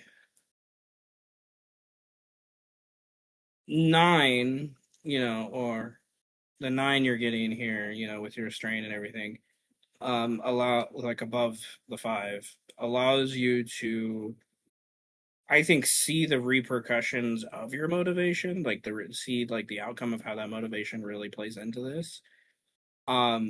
It's more subtle, it's more sterile, it's more clean, but you do see subtle filigree, similar to the sanguine apparatus that hook especially up to and above to where the storage hold is, but like those tubes and pipe beams and cording and whatnot, where their connectors are, it's like it's subtle, like in your mechanic sense. Like this is artwork, like this is like engineering artwork, like someone made something very unique. But you know what its purpose is. You haven't been in the hold above you, but you're betting that that's where all the blood is. That's where all the nastiness is. That's where all the stuff from the previous, like they found a way to like keep it more, insular, if you will. So it works on the engine working, like it like stores up power, if you will, as it like sails around, and the churning of the turbine is definitely part of how it connects to the apparatus. But there's something else here that you just don't have the eldritch knowledge to understand. Like there's a level of magic here that is, you know, Oliver Current would definitely have input towards. I'm back. You easily could overload it with that understanding of its magical nature. You could, if you have some sort of magical burst or something. I don't remember off the top of my sheet, but off the top of my head with your sheet, like if you have something that emanates energy of some sort, you could potentially use your own energy to like overload if you go to this like one spot, but it's kind of closer to where the beast is that idea. Or you could use your kind of mechanical knowledge to like reroute a system and then have it kind of funnel, steam or whatnot into this one part of the capacitor and have it eventually, hopefully, overwhelm and kind of blow up. But it's kind of the vibe. So Or you literally, there's this big turbine thing that's on the back end of the boat between you on the other side of where the monster is, that the monster's kind of protecting, that is like made from like plated gold platinum. It's this dynamic thing, and you definitely get the impression seawater is a big part of this, or water itself is a big part of what it's doing. There's like gathering it up or something to that aspect. Like if you were to use your might to just destroy the turbine, it would explode because there's just so much energy and stuff connected to where this is. Do I think I could do that before the monster would have a chance to even get to me? Like my might of A, vitality 5. Do I think that I could cause it to detonate before that monster would get to me? Because I would also shift to my I would also have to shift. And when I shift, that I lose I get a -3 on my stealth. So I To would like have the best chance of that, you would need to spend a little more time down here trying to get a little closer, because without it raising alarm, so to speak, with the combat, if you will, which you potentially could do. What, with that idea in mind, with what you're saying in the game, this sounds like it would be a challenge that you would have to beat in a certain amount of time in order for that to happen before you roll initiative and are forced to fight the thing. Yeah, because while trying to do the thing, that makes sense. The 3 options I'm seeing is because I thought narratively this made sense. I took the skill Unnatural Weapons, which turns my fist into magic. That I can do an enhanced attack to do magic damage for yeah. Mm-hmm. So Okay. I could do the magic route, but that also requires me getting close to the beast. It seems like that's a lot closer than the turbine. It's like the thing the turbine connects to are these like dozen different like piston things that have the magical filigree around them. Like if you overload them with some sort of energy or a small explosion or something, like that probably would create a chain reaction. Yeah. The turbine's the most direct way, and you're strong enough to do it. That's one of the reasons why I'm suggesting it. Like, you're strong enough to actually break the turbine if you wanted to. Yeah. But the magic sounds like that would be the most potent, powerful explosion. I would just assume because magic and whatnot. Then there's the more stealth option with the steam and the apparatus, causing issues down the line. Yeah. And you would have to get to one of the other control panels to do it. And then there's the might check. Just getting on the other side of the boat. Right. I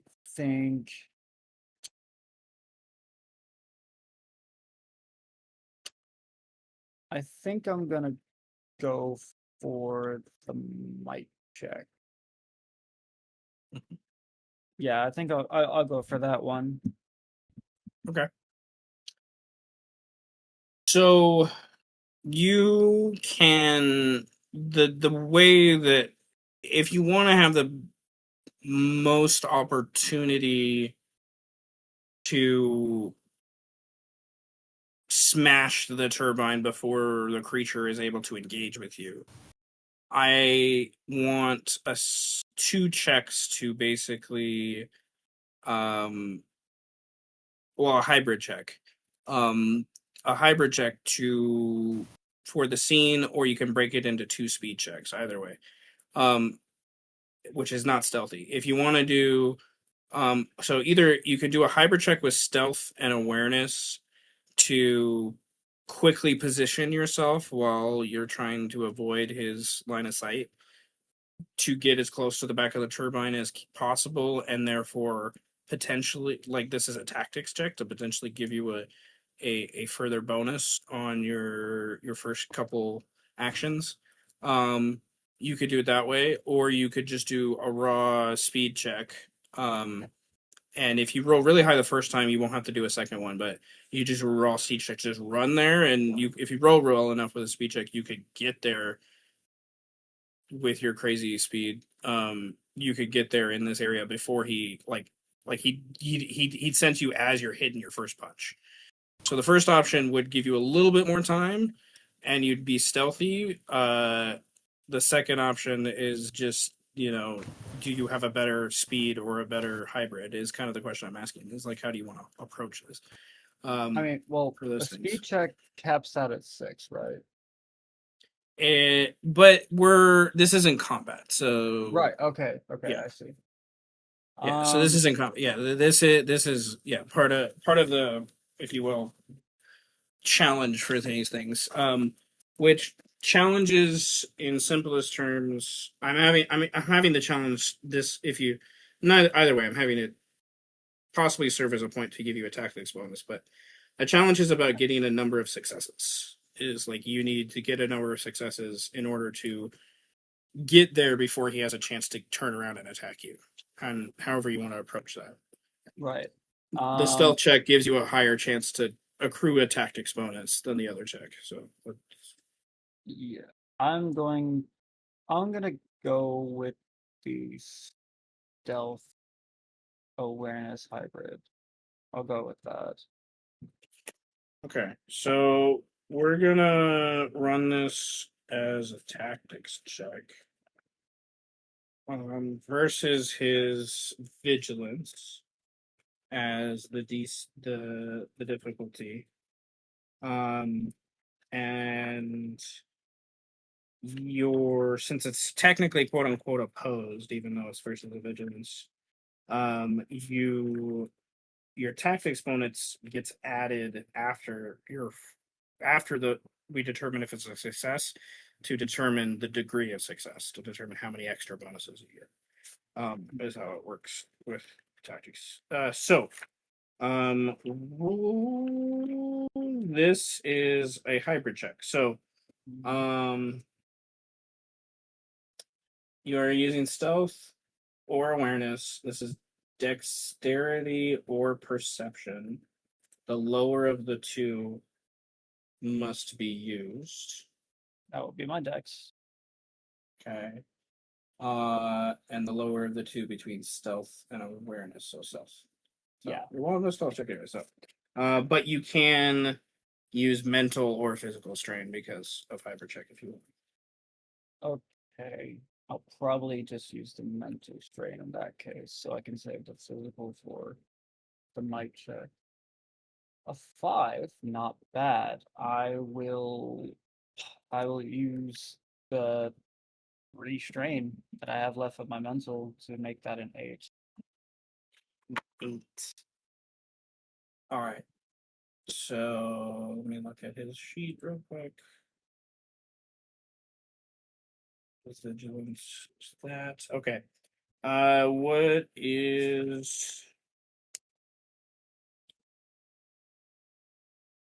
What's your tactics bonus? 0. Okay. Well, doesn't matter, but still. Okay. So you can gain. Okay, you had 4 degrees of success. Lovely. Okay. So with 4 degrees of success, you can do kind of a mixture of things, but one of these a couple of these you only can do once. But all right, for yourself, for this tactics bonus, if you want, to your next checks, you can give yourself, for a cost of 2, and you can stack it up to 3 times. So you have 4, so you could stack it twice. You could give yourself a +1 bonus to a small set of actions. So potentially a +2 if you spent all 4. Or, and this is on page 71 in the book if you want to look, but or you could impose a condition on your opponent. You only can stack these once. So you like, but there's -1 and -2 or -3. They each cost 1, 2, or 3, and you only can do those once. And they don't, and they don't stack. So it's like whatever the highest one would work. So like if you wanted to, in simplest terms, spend 2 to give yourself a +1 and spend 2 to impose a -2 on him, you could do it that way if you wanted. This one way you could do it, but the joy of tactics. So, and then 4 degrees of success. I'm looking at the challenge thing while you think about that.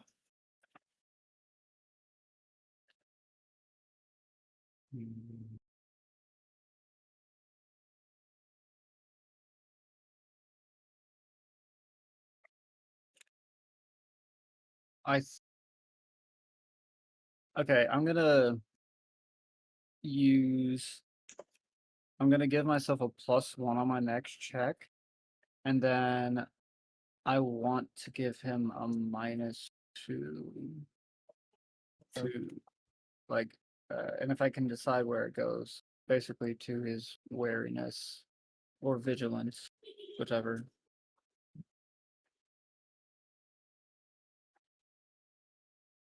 Okay. All right. That's fine. I have no issues with that. Types of Thank you. All right.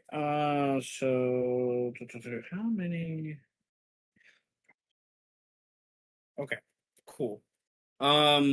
So that allows you to get in position to kind of like do the challenge and have more opportunity to do it in some of those terms. I'm gonna take a quick potty break right here, and then we're gonna go jump to the rest of you all going upstairs. One sec. Wow. Wow. Wow. Wow. You're gonna one shot it, trust. I told you, I'm not fighting this thing. Why do you guys No, keep you're gonna one thinking shot I'm the gonna fight machine. it? You're gonna one shot the The machine. Yes, the machine. Mortal Kombat X move to the back of this thing's head.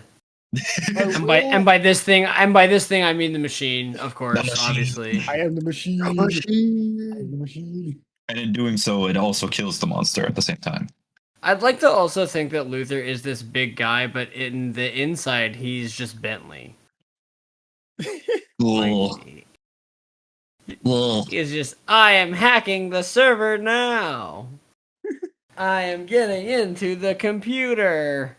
Nah, he's like They will never be able to stop my hacking skills. he's like Oh yeah, take that, villain. he's like your dad or granddad who just is like, bro, analog.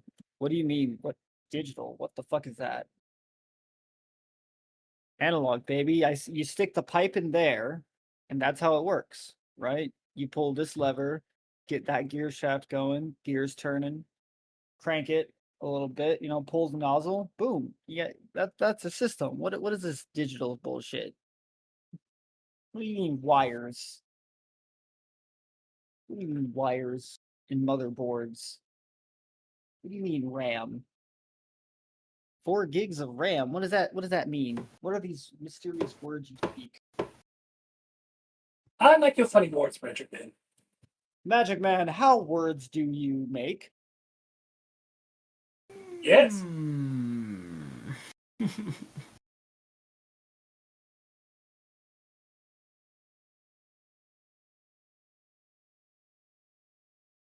How then, Oh my funny gosh, I keep Magic yawning. Man? How now, brown cow? Double vision, Fry Man. Should I make potatoes, fish, or rice after this? Rice is my favorite. The interesting thing is, one of those things goes with one of those other things. Which one? It's up to you which one to decide, because they all go with each other. Potatoes and rice? For sure. You could make like a stew or something with that. Nah, I mix my potatoes with my corn. It's mashed potatoes, by the way. I should have specified that. Oh. Oh. eggs and potatoes. I mean, you could still do You it. can still, boil them, stick them in a stew. Oil and mushrooms, When I make it, I like to mix it together. Corn just gives a texture to mashed potatoes that, like, you just gotta try to understand. I can. I Not feel really it. hard to understand. You made four, and then that's Okay. Basic corn and basic mashed potatoes is ungodly.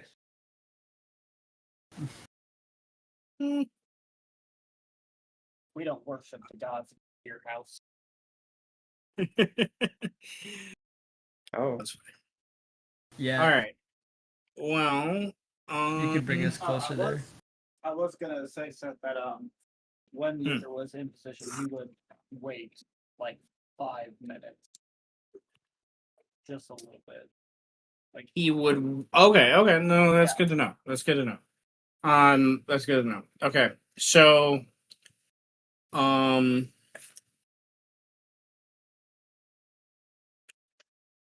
Okay. Okay.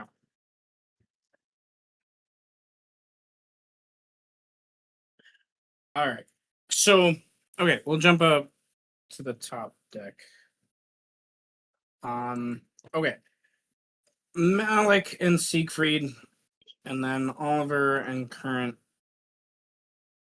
coming up different sets of stairs. Oliver and Current arriving near the top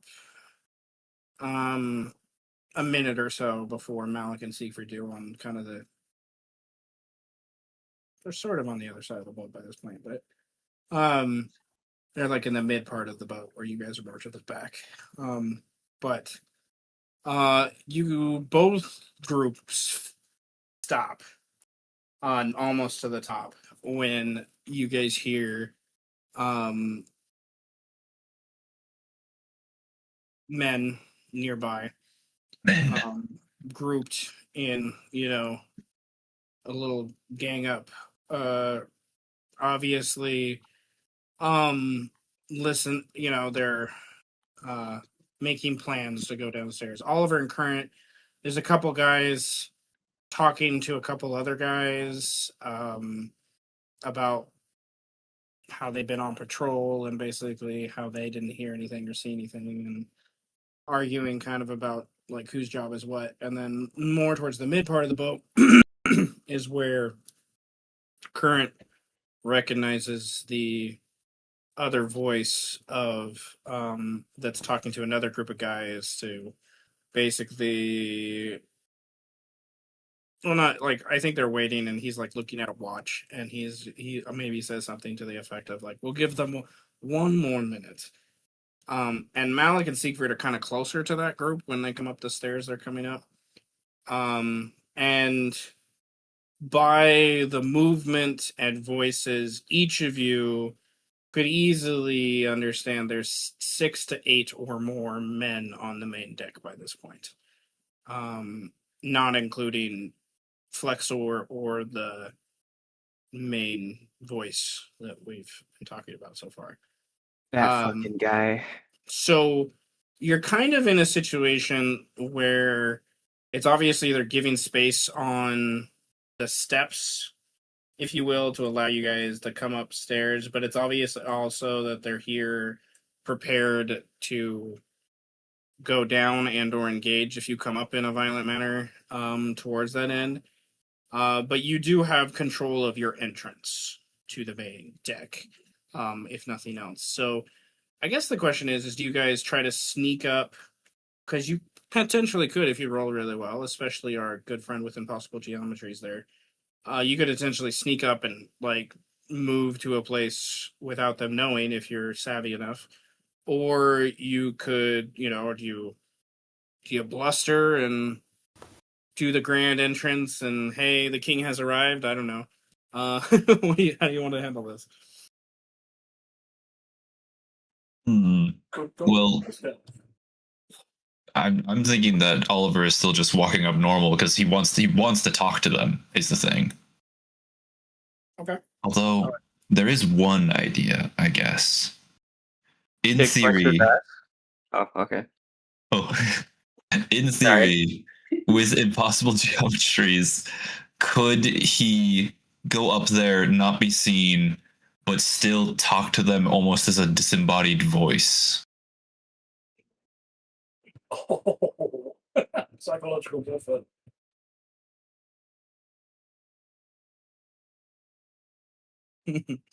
I pause because I'm looking at my map to see how that would make sense. But okay. Yes. There are these relatively sizable loading cranes near this part of the boat that you could manipulate the shadows and or the height of them to your favor. As I've already mentioned, the storage containers, they're relatively tall. Like it once you come to the top of the steps, you'll be sort of level with them, with where those steps lead up from the crow's nest area, but like where most of the men are on the main deck, you would still be 10-12 feet above them. For most of the men, other than the ones kind of on the couple on near the crow's nest area. And the shadows and whatnot, like impossible geometries, allows you to hide in cracks that make no sense. So, if not, you're able to.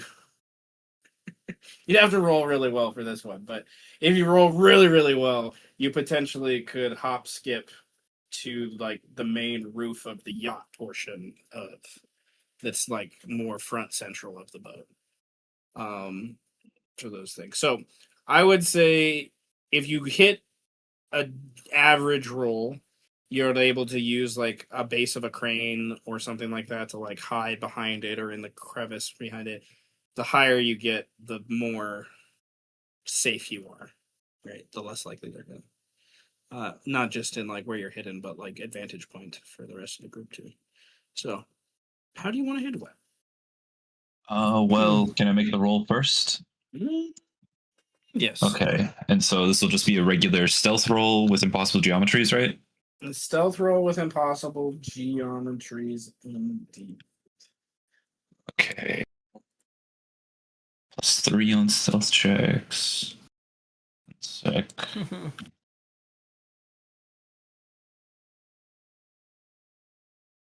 And I should probably put some strain into this. What rank do I have as stealth? E. Okay.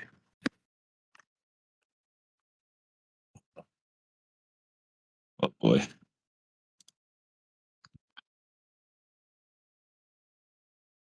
Yes! Damn. Man, what did I not see? You just Wow. don't.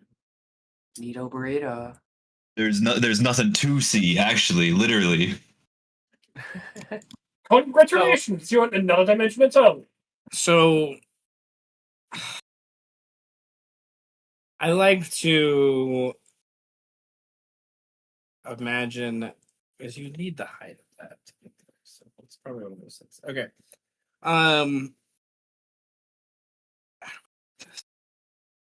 It's It like could a also weird be that they Ant-Man almost see me for a moment, but in that instant that they do see me, suddenly I'm gone. Because I crest the stairs, they see a head, and then there isn't. Okay. Okay. Um okay. So from the perspective of Dr. Current, you're following him and Oliver comes to the top of the stairs. He like draws attention to himself with something. They see, and by the time you're really seeing, you just see a floating head and then it disperses. And Oliver, in like a weird Ant-Man void weird moment, I like to think he jumps up onto one of the cranes and the momentum of his own like gravity that started this whole venture, despite his size, kind of moves the crane and allows him to like line up with another part of another crane on the opposite side of the boat, and he like hop skips a little bit, to be kind of near the balcony area that I described before. So Oliver,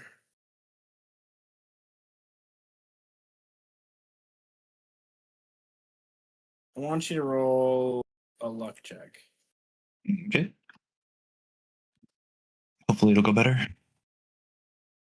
I mean, A watch. I'm bad nor good.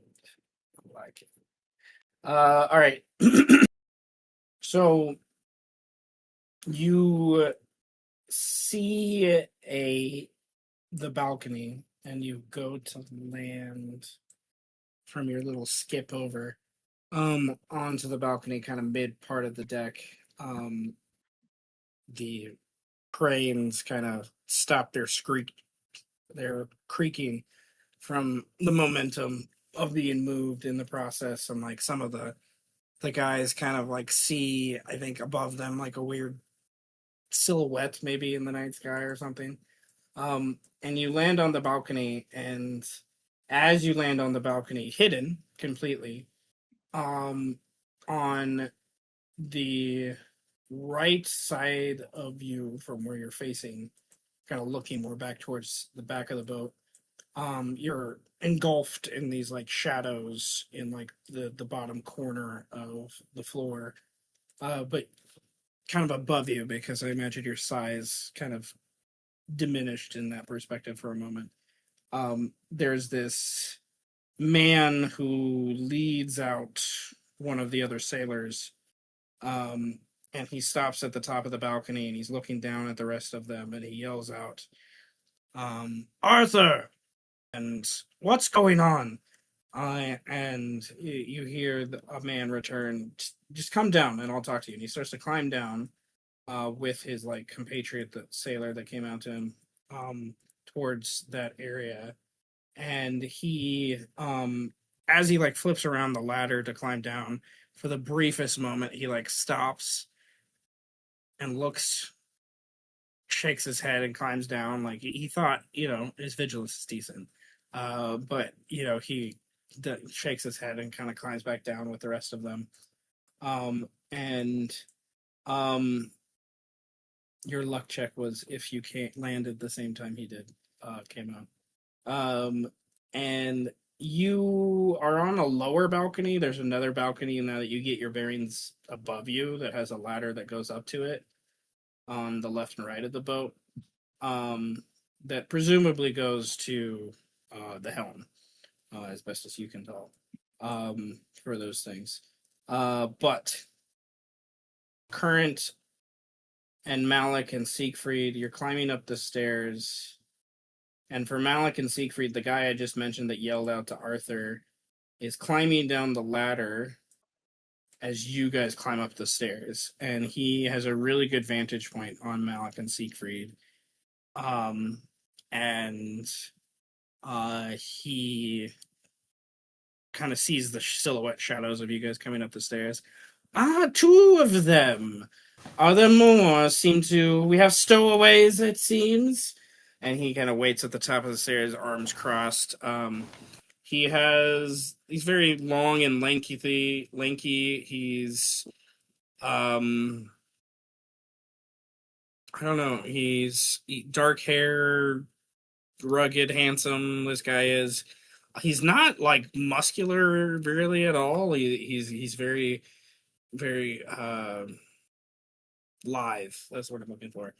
And his hair's relatively long and shaggy. Kind of has this like grungy vampire vibe going on, if you will. He's not a vampire. You've seen a vampire. He's not a vampire.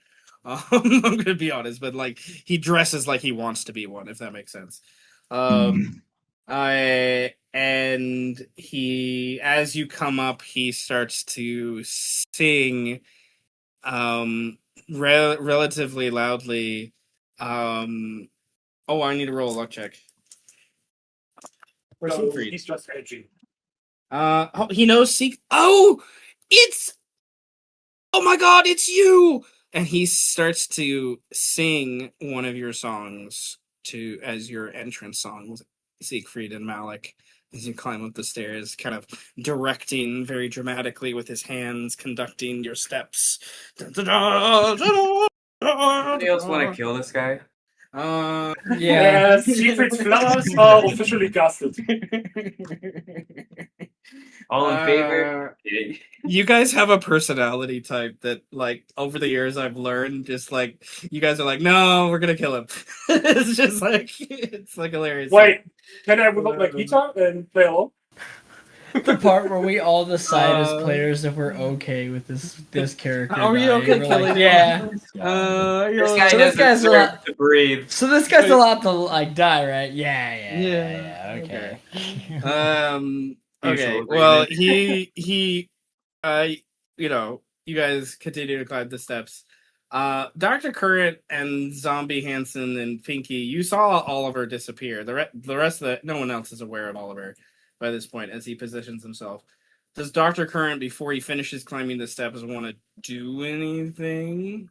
Nah, man. I think I just walk up and save Okay. face here. You climb up to the top. You're kind of near the back on the crow's nest, and then you would hear the guy playing music, and you would recognize it as Siegfried's song. Because probably Siegfried played it at the big band thing in front of the church.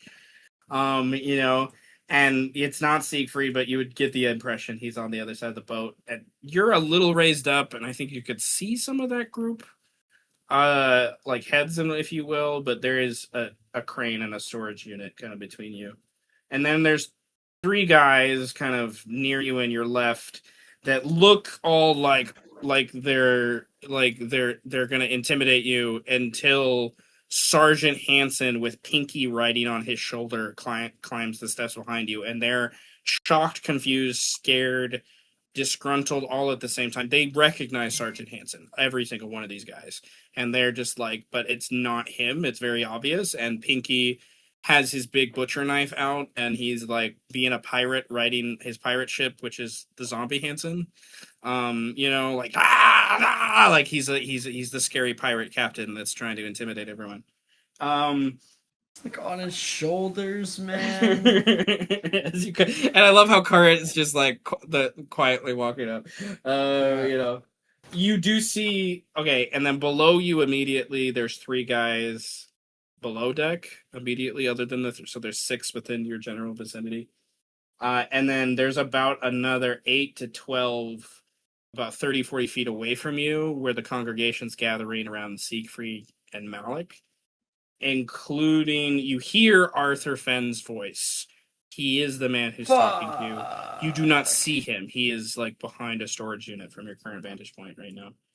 And then Oliver, from his vantage point, would see Malik and Siegfried finish rising the steps, and then there's this guy that climbs down that starts to sing Siegfried's song, very aggrandized, and I don't know, he has a similar sort of punker vibe to Evelyn. You know, you wonder if there's not some relationship there, in some capacity. Like he's wearing like a long leather like frock coat kind of vibe.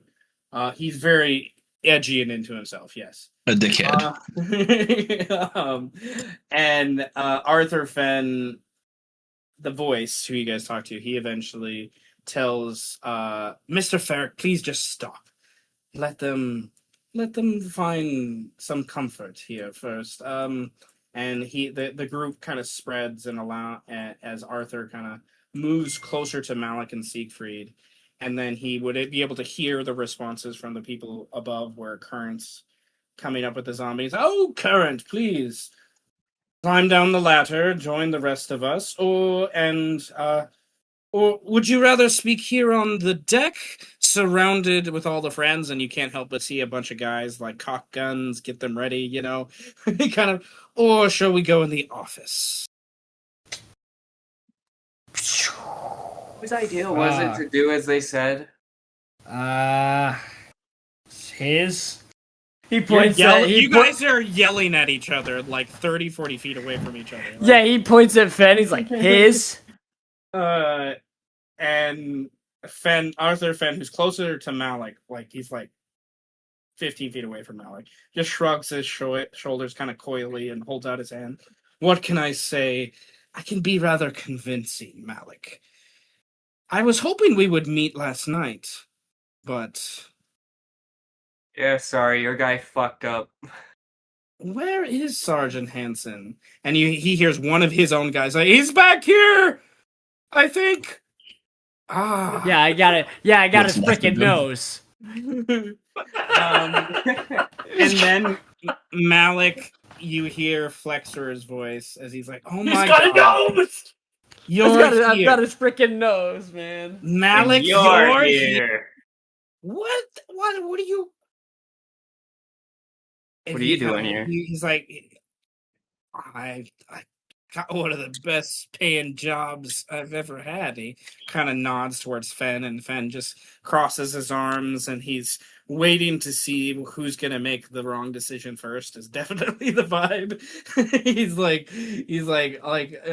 You is kind of the but Dr. Current, while they're talking, do you break away from the group you're in and purse through the crowd on the main deck to make your way towards Arthur Fenn and therefore follow him to the office, quote unquote, or do you guys all talk and yell at each other from your current position? How many people are around me at the moment? Within 20 feet of you, you have 6 guys on one floor, 3 on one floor, the same floor as you, and 3 below you on the main deck. And then there's like a big, so it's like a big catwalk thing Sort of scenario. Yeah, sort of, yeah. It's the back of the boat. It's like a catwalk, crow's nest, anchor situation. Has this big fin on it. Oh, this is like one of those yacht situations where like we come out on the lower deck, but there's a lower deck. Yes. Oh, okay. There's like 6 floors on this boat.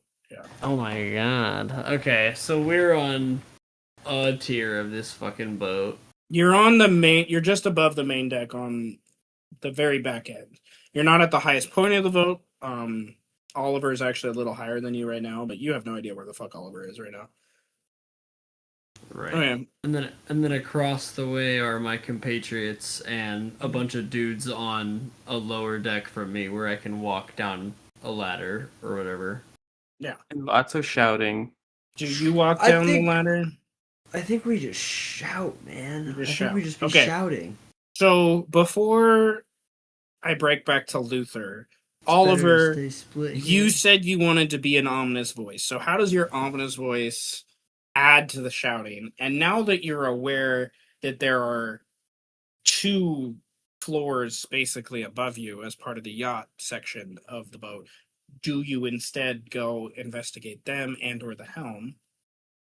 You're on the floor where you guys first arrived, so to speak, where the kitchen is, where you're currently at. You guys just didn't go to this balcony.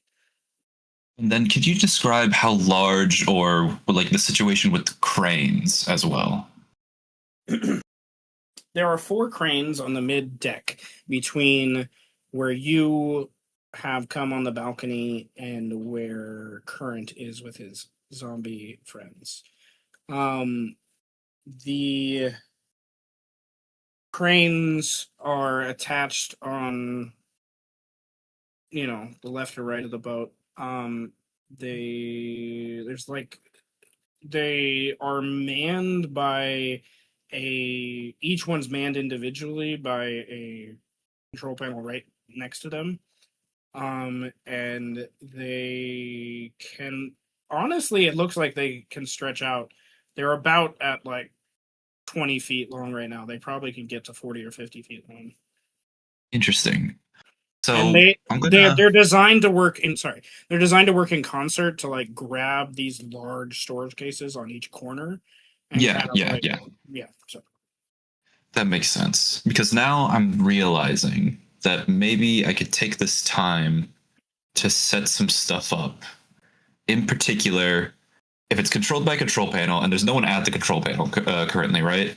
no, none of them are at the there's guys kind of standing near 2 of the ones closest to you. Sort of Malik right now is next to one of them too right now as well. But yeah, no one's currently in front of them pressing buttons. Yeah. Would I Yet. be able to continue to sneak and possibly place an alchemist fire by the control panel in anticipation have it go off and then possibly knock down the crane?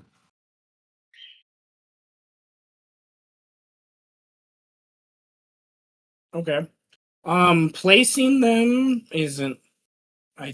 Yeah, it's a couple good. The steps. difficult part will be me activating them from afar because I'm not going to be sitting next to them the entire time. Yes, but yeah, there's also like inadvertent chain reaction you're not aware of because you don't know where Luther is right now. Too, but okay, I think that's a definite possibility. You can, by the way you just worded it too, you technically, if you wanted to roll a investigation check as a tactics to kind of prepare your jumps, if you will, with the stealth check, to, like place these things, you definitely could do that to help you get. Because I think getting all four in a quick like do do do do is that's pretty difficult. Like I think as long as you roll decently, you'll get at least one placed without an issue, or it accidentally falling off the side of the boat or whatever the case is. And it's also like, okay, where are you placing them? Like on the control panel or on like the crane itself? Where like the arm of the crane connects to. Right, because in order to have the crane fall down, I would want it on the crane rather than on the control panel. The control panel would just like fuck up the crane, but it wouldn't make it knock down. Yeah. So like there's the base like place where the crane meets, where there's that like crease, where you could probably place them, inside there, and it would, yeah. I would like to place them onto the crane. Okay. Or onto the cranes. And so what would I go about rolling this? You said investigation? And or awareness. I think either one makes sense. But this would definitely be with perception to try to plan out how you're gonna jump there. Okay. This is not opposed, because there's no one opposing you. So the difficulty is a 0 with tactics checks when they're opposed.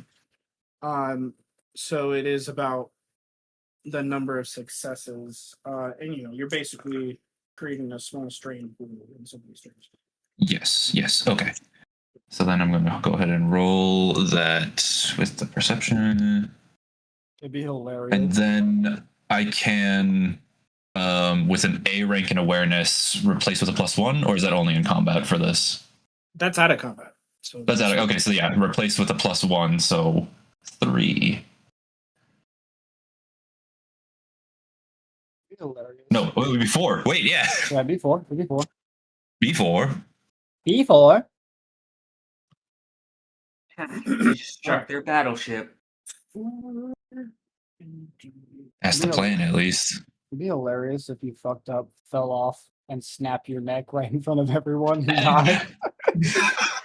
get caught up in the cables of the crane, and I get like hung right in front of everyone. So with a 4, It's scary, that's for sure. it's not opposed, so it's these. Okay, with a 4, you could do one of 3 things, and the first one's the only one that stacks. So the first one is you could spend 2 to give yourself a +1, stacking up to 3 times on your next set of actions. Or well, one of them you can do. If you wanted to spend 3, you could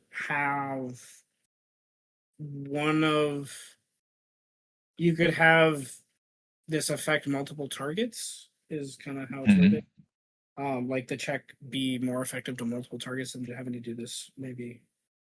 Yeah. And this is a Yeah. large group, so that might be a better idea. The other one is you could spend 2, which I don't know how this would apply, but it's there.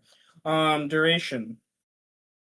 No, it doesn't make sense for this one. So, okay, so yeah, you could potentially spend all 4 and get a +2 on your next check, or you could spend 3 and have this check guarantee, if it's successful, affecting multiple targets rather than just one. I would like that one, please. So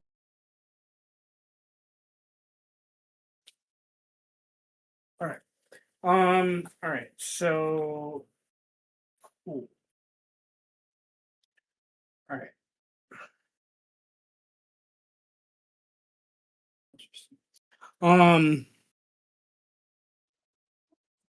I also figure I feel like this action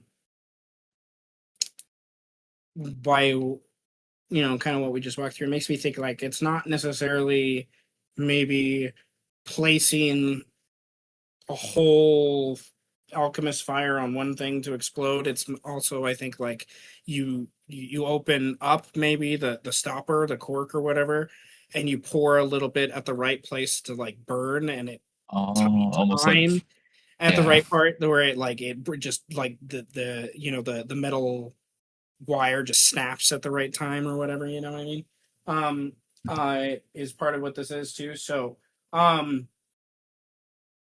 like that's interesting. I like the visual. Okay. So now for a relatively difficult check. Okay. I'm going to, because of how this is kind of we're going to handle this as a challenge. Okay. So it's about the degrees of success that you get. I'm going to set the difficulty as the highest vigilance in the group that you have to beat to not be seen as you dance around above. Right. And do this. That's the difficulty for your weird stealth check you're doing here to lay these things. Then the degrees of success you have to get, if your first check you succeed, awesome. You might get for challenges work by usually they're 5, 10, or 15 degrees of success you have to achieve to do the thing. So for that idea, if you on your first check get all 5, for example, then you do it in one go. But if you don't, then you have to roll again, and it takes more time. Time goes by. So is kind of the idea. So and this is kind of while the others are talking in some ways. So I think to get us rolling, I want the first, maybe last. I want the first, maybe last stealth check from Oliver to set up the alchemist fire kind of explosion, not explosion, like destruction of the thing, the cranes. And then I would like Luther to also begin his challenge, as he's been able to sneak off and do the thing. So he gave a -1 to the dude. I gave a -2. -2, thank you. And then you gave yourself a plus. Yes. So that -2 is where things are appropriate. So to me, it's like vigilance right now. Yeah. Is what that's affecting. Okay, so this is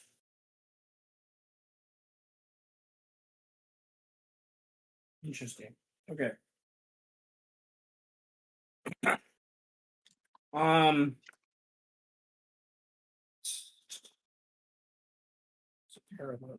Okay. So I think like both of these goals, now that I think about it, are related to debilitating the ship. So rather than make them 2 separate challenges, I'm gonna unify them together. in that uh the quickness in which Luther debilitates the ship also is how quickly the alchemist fire will affect at the same time. It makes a lot of sense. And if the things break, it's going to distract and help Luther kind of in a long way too.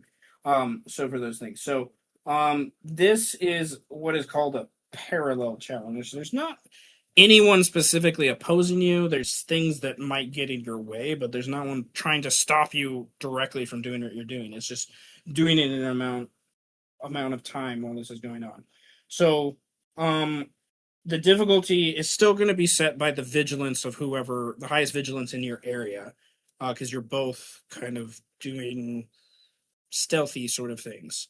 Now this also begs for Luther.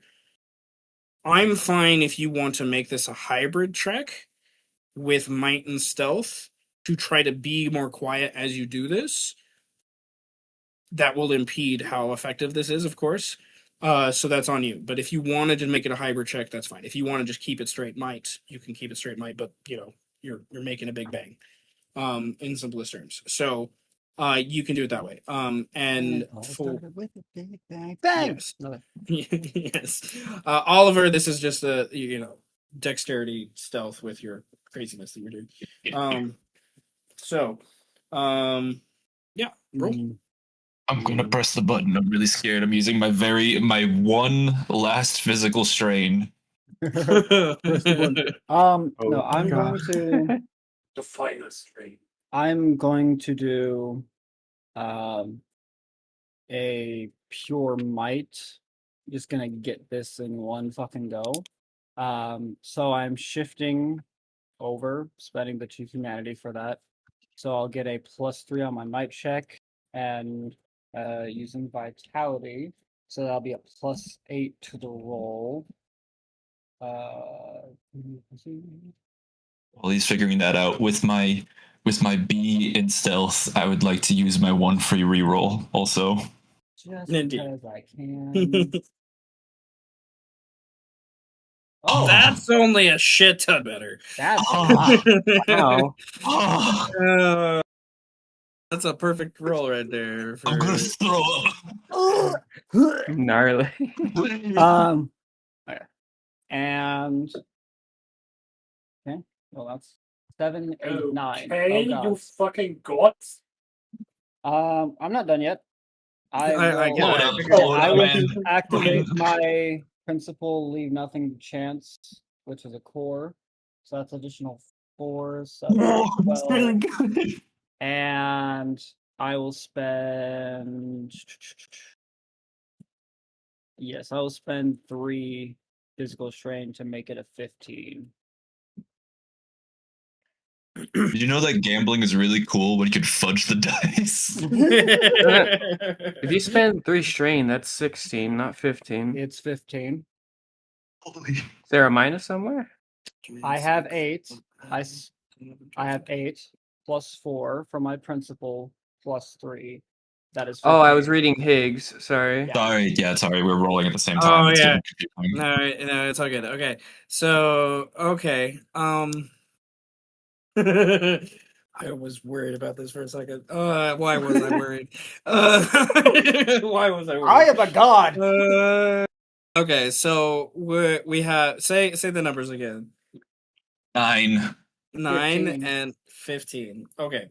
So Higgs is rolling against did you add the +1 from the tactic? No, you didn't have Oh, that. no, I Oh, did my not. Sorry, +1. 10. I didn't. So You 16. It is a Yeah, 16. It I is a told 16. you. Okay. Hey, you didn't factor Awesome. that in. And then Higgs, I totally did. okay, cool.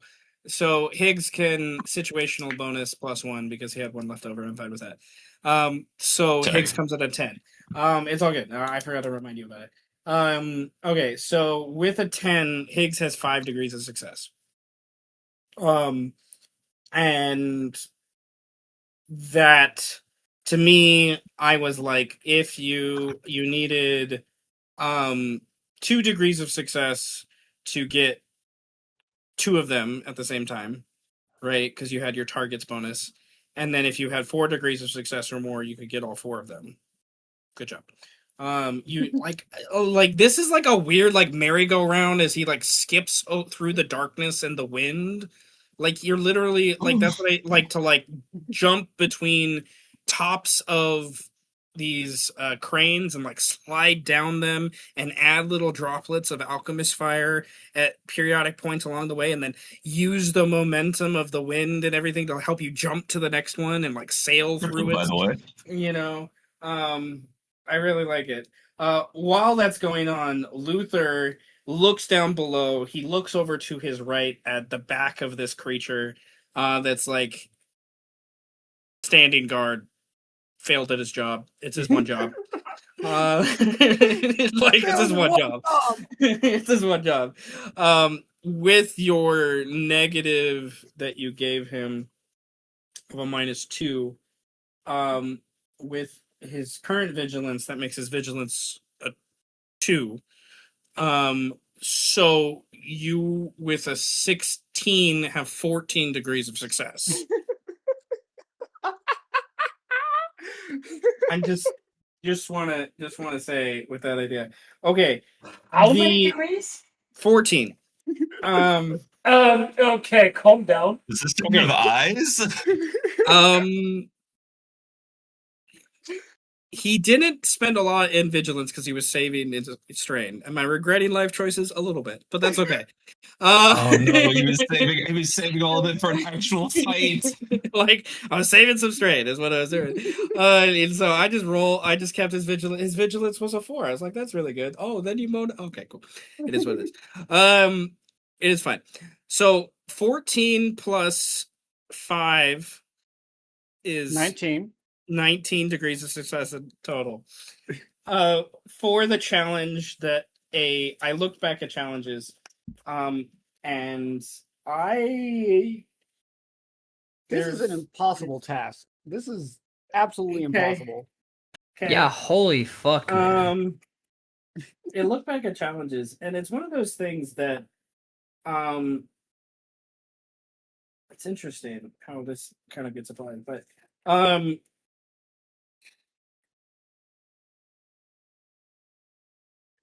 okay, so it's also an interest of time too. At the same time, so that's one of the things I like about this game is it like if the dice are in your favor, it speeds up things like significantly. It does. Okay, well, with 19 degrees of success, like the game, and I like the game suggests challenges have 10 steps at a hard one. You just got 19. Like it does say in the book I can set more if I want, but like a 10-step challenge, it's supposed to. It's interesting. Director discretion. Director discretion. All right. Now, I did say I want to do you guys at the together. So like I was like thinking like each of you like math. This game is insane. Like D&D I can kind of predict things a little bit more. This game not always. All right. So while that's happening, let's have a few minutes of role play with the others. Yeah. And Yes, then I will. I will insert myself at the proper time to let you know when shit's hitting the fan. So, is that idea? So, current Malik Siegfried, current basically barks out, "We're just gonna yell from here. Let's talk from here." And so Fen, he almost sees Oliver as he's dancing around, climbs up to the top of one of the storage containers, so he is more eye line with Current, who's near the back of the boat. And Flexor climbs up next to him, and he stays down below between Malik and him. And there's these other guys. You guys are surrounded. There's the guy who stopped singing, but he's like hanging out next to Siegfried, waiting for his opportunity to like, ask Siegfried to do a duet. It's very obvious. This guy's really creepy though, just Siegfried, just so you know. He just gives you a really off vibe. So Arthur Fenn calls out to Current in the back of the boat. So, how did you find my lovely boat here? I know Bellini didn't know about this, so... And I heard of what you did to him. Where is he now? Well, first question. How did you hear about the boat? Fuck, man. Funny story How about are that you one. going to explain Hang it? on, Yeah. hang on. I'm Okay, unwrapping my we- tikka masala. This is fucked up. This is So- a fucked up time. No, I don't know how to lie to this man, bro. I could honestly tell him that, like, we knew about it the whole time.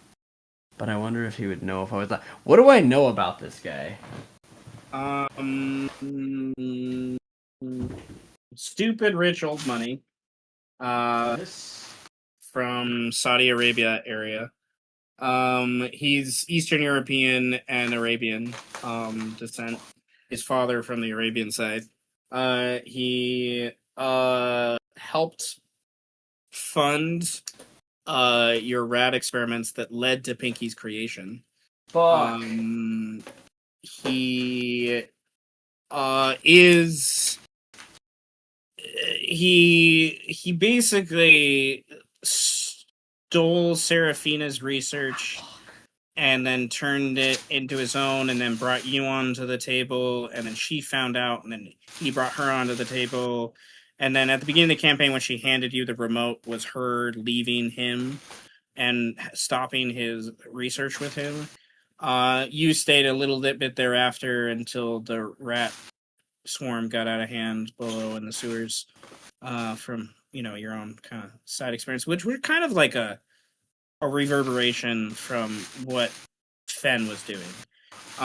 Dr. Fenn, he is self-proclaimed. You don't know if he actually has a degree in anything, from what little you know about this man. But he anyone that he deems that should call him Dr. Fenn, he's corrected them at points. He is a very knowledgeable eldritch guy. Like he's done his work. Despite not probably being any formally trained for those things. He also spent some time as part of the military in his younger years. You know that just by how he carries himself, and he has like military gear usually. Like he has a gun on his hip. Military issued kind of idea. He, unlike you who craft things, he's not really a crafter, if you will. He has some connection to that idea. With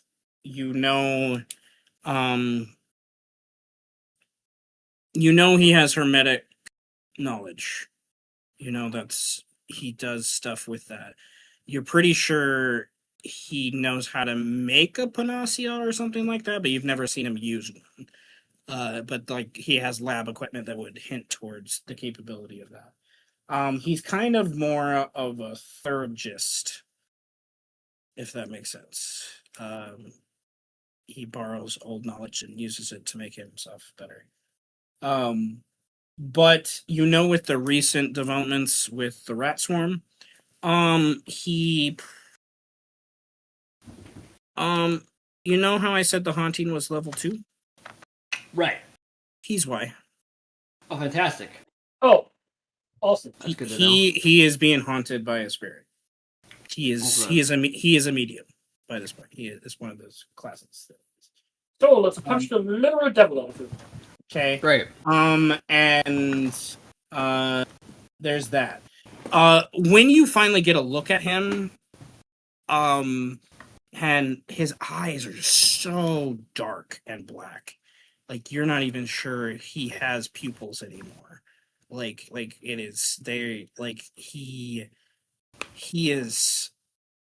different. There's something very different about him than when you saw him 3 weeks ago in game. So, Damn.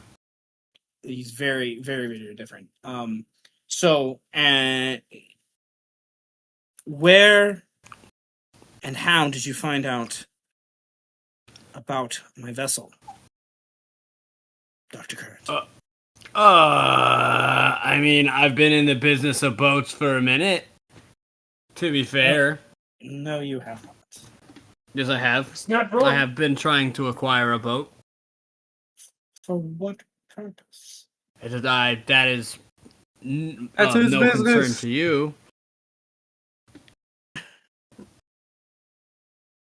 Okay. What are you Kurt. doing out here in the middle of the His dock? eyes go narrow, and he ignores your question, obviously, as he looks behind at Zombie Hansen and Pinky kind of taking up residence more clearly behind you. And he's like, what have you done to Hansen? And he's not offended by it. It's like he wants to know how to do that. I have refurbished him. He attacked me. And I think right now his central nervous system is being tampered with currently by a single-boned amoeba rat that is the size of a child. I do not know how to explain this to you in any other way. I would like to know how to create one of those as well. I don't think I'll be telling you that at any time soon. I think maybe you'll have to check back with me later on that one. Why are you here? And explain to me. Malik has a tendency to get wrapped up in needless activities, but Siegfried Anker, I've heard he's been traversing through the cities, gallivanting, if you will. He's been on tour. I didn't think he was an occultist like the rest of us. So, an odd group of you three being here, and we don't know why. I know why I'm here and what I'm doing. Where is Luther? He gets really serious as he looks around and realizes Luther's nowhere around. And the guy that was singing gets really quiet and he jumps over the railing near Siegfried to go down the stairs to go find Luther. Sorry, Does who? Siegfried try to stop him? You are nowhere near close enough to this, Dr. Kurt. Siegfried and Malik are the only one near close enough that could potentially stop this guy from going down the stairs. Yeah, This is the guy that was singing Siegfried's song, the crazy edgy edgelord. Can I trip him on the way? You can roll a tactics check to attempt to trip him, yes. If you would like to. So What is my tactics? well, this would be Can I help? You are close Double enough. trip. How does Siegfried help is the question. If it's clear in my mind how you're helping, I'll say yes. Ooh, start singing the Both song, of our too. legs stick out. What was that? You should start How singing are the you- song too. That's how you help. start singing it. What time, please? Okay.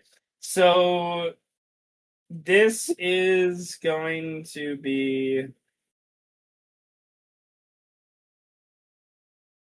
I think this is opposed versus his evade. Makes For a what, lot of sense here. athletics? Or Yes, you're making a melee attack using your derived attribute of melee attack with your athletic skill versus his evade to try to trip him. This is a knockdown, so you have to beat him by 3 degrees of success to knock him down. can I bulk up just for this? My harder, better, faster, stronger? The thing that gives me the +2. And I guess I could distract I'm him. willing to take the So, sedity. that could work. Just like be really obnoxious. Hey, look at me over here. Yeah, that's why I said you should just start singing to distract him. Oh Technically, yeah, no, you don't. technically, yes. It doesn't require any initiative, so yeah, technically you can. I would just sing Arn then. Alright, cool. Okay, so and then Siegfried, you're helping how? By singing obnoxiously. Then Siegfried, I would like a I'm guessing this is using Charisma check. dexterity. Melee attack. It's its own attribute. Oh, except for one. Like, this is the guy who's been singing your song the whole time, and you've probably been like, ew, gross. Yeah. But then you Okay, just so started- Oh, yeah. okay, there it is. Yeah, it is too. Okay. I would like a charisma check with deception, Siegfried, because you're definitely trying to distract him. And then F deception. This is physical. you have well, there you go. And this is physical. Yeah, melee attack is derived from Dex and Vitality. I do not have temp strain with B rank, do I? Nope. No, That's I S don't. rank. Okay, reroll. I'm gonna pump 2 strain into this. Okay. So Make it a 7. A 7, sweet It'll deal. be tripped. Okay. Siegfried is assisting you. What did Siegfried get? Still singing. Oh wait, assistance. Maybe your I should charisma lower is it. just a 2. Damn. Yep. I can supposed to stress it too. Damn. Okay, you can so- put 1 point, since you don't have a rank in deception, you can put 1. You always strain can into use it. one, yeah. And maybe any motivations you have as well. I don't have any motivations, so yeah. Just give me that 1 point. Okay. So 1 versus a 7, that's gonna bring down the roll 3. Oh. With the collaboration. So the 7 becomes a 4. Then we'll add tactics thereafter. So what's your tactics bonus? Malik. Tactics bonus. So you got a 2. Okay. So it becomes a 6.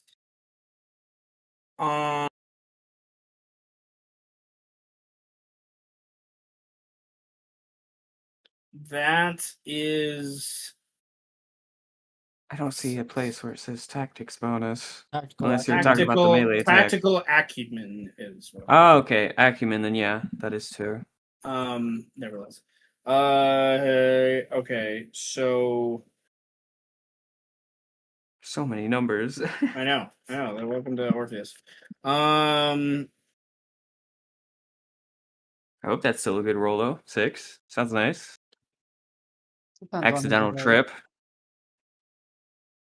okay, so you rolled enough to do a thing, but not enough to trip him. So you rolled enough to The singing distracted me. yeah. You rolled enough to do one of 3 things. You can impose a -2 conditional modifier on what he does next.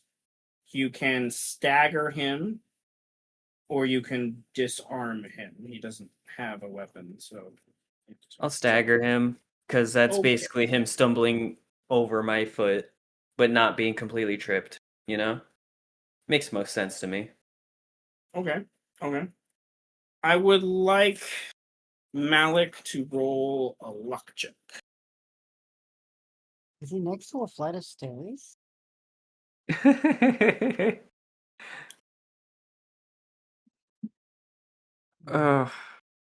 I was kind of hoping that'd be positive. If I'm Person honest.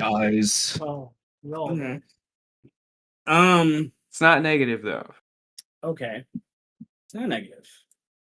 All right. So you stagger the guy. He gets a little confused down the steps. And then I would say the guy closest to you, not a member of your team, sees that and is going to say something to that effect. I need to take a quick break. I got to pee. What's up? All right. Jeez. This boy. All right, what do I say in response? What kind of what kind of retort am I gonna have? Have a nice trip. You're just really clumsy. Oops. Yeah, the singing startled me. That's what I'll say. Yeah. Yeah, exactly. You Tell weren't him this expecting Chica's this. got you sweating. I wasn't expecting another song to appear right next to me. And I just wasn't having it. I had to assert dominance. I had to assert my dominance. You pulled the hey, who's the one who sings that song? Yeah, let's keep it that way. Exactly. I was mesmerized by the rhythmic sound right next to me, All right. and So, I just kind of started tapping my foot, you know.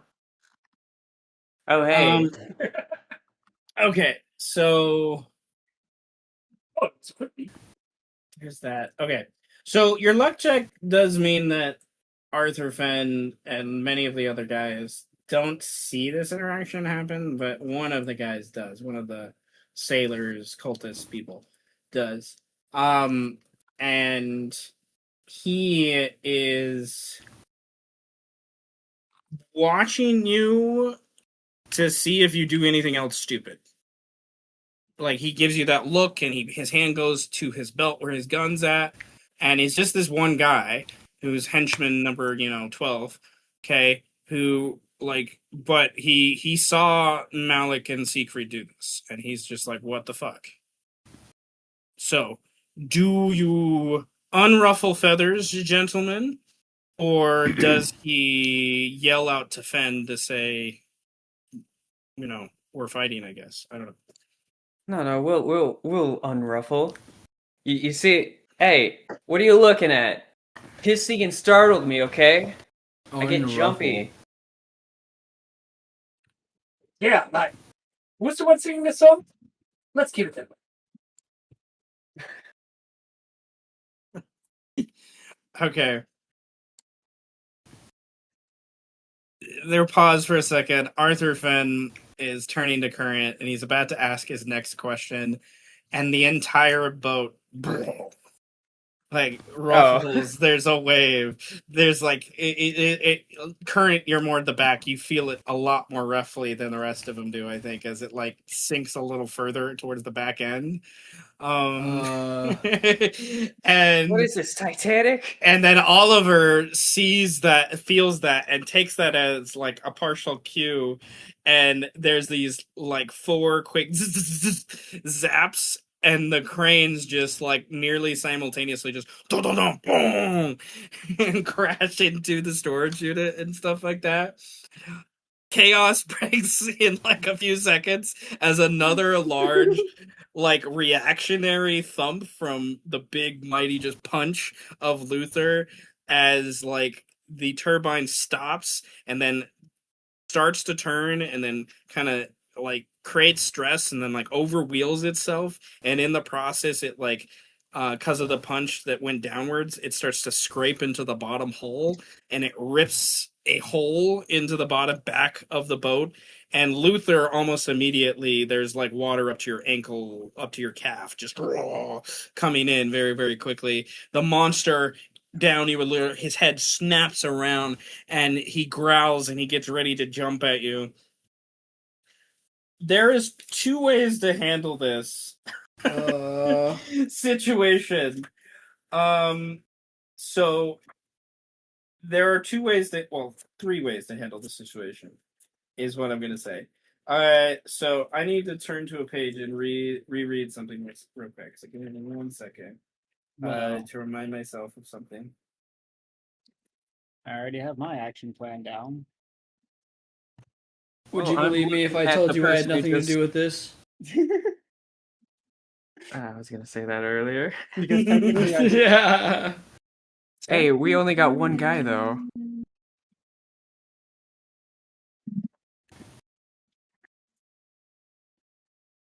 So a lot of what the fuck.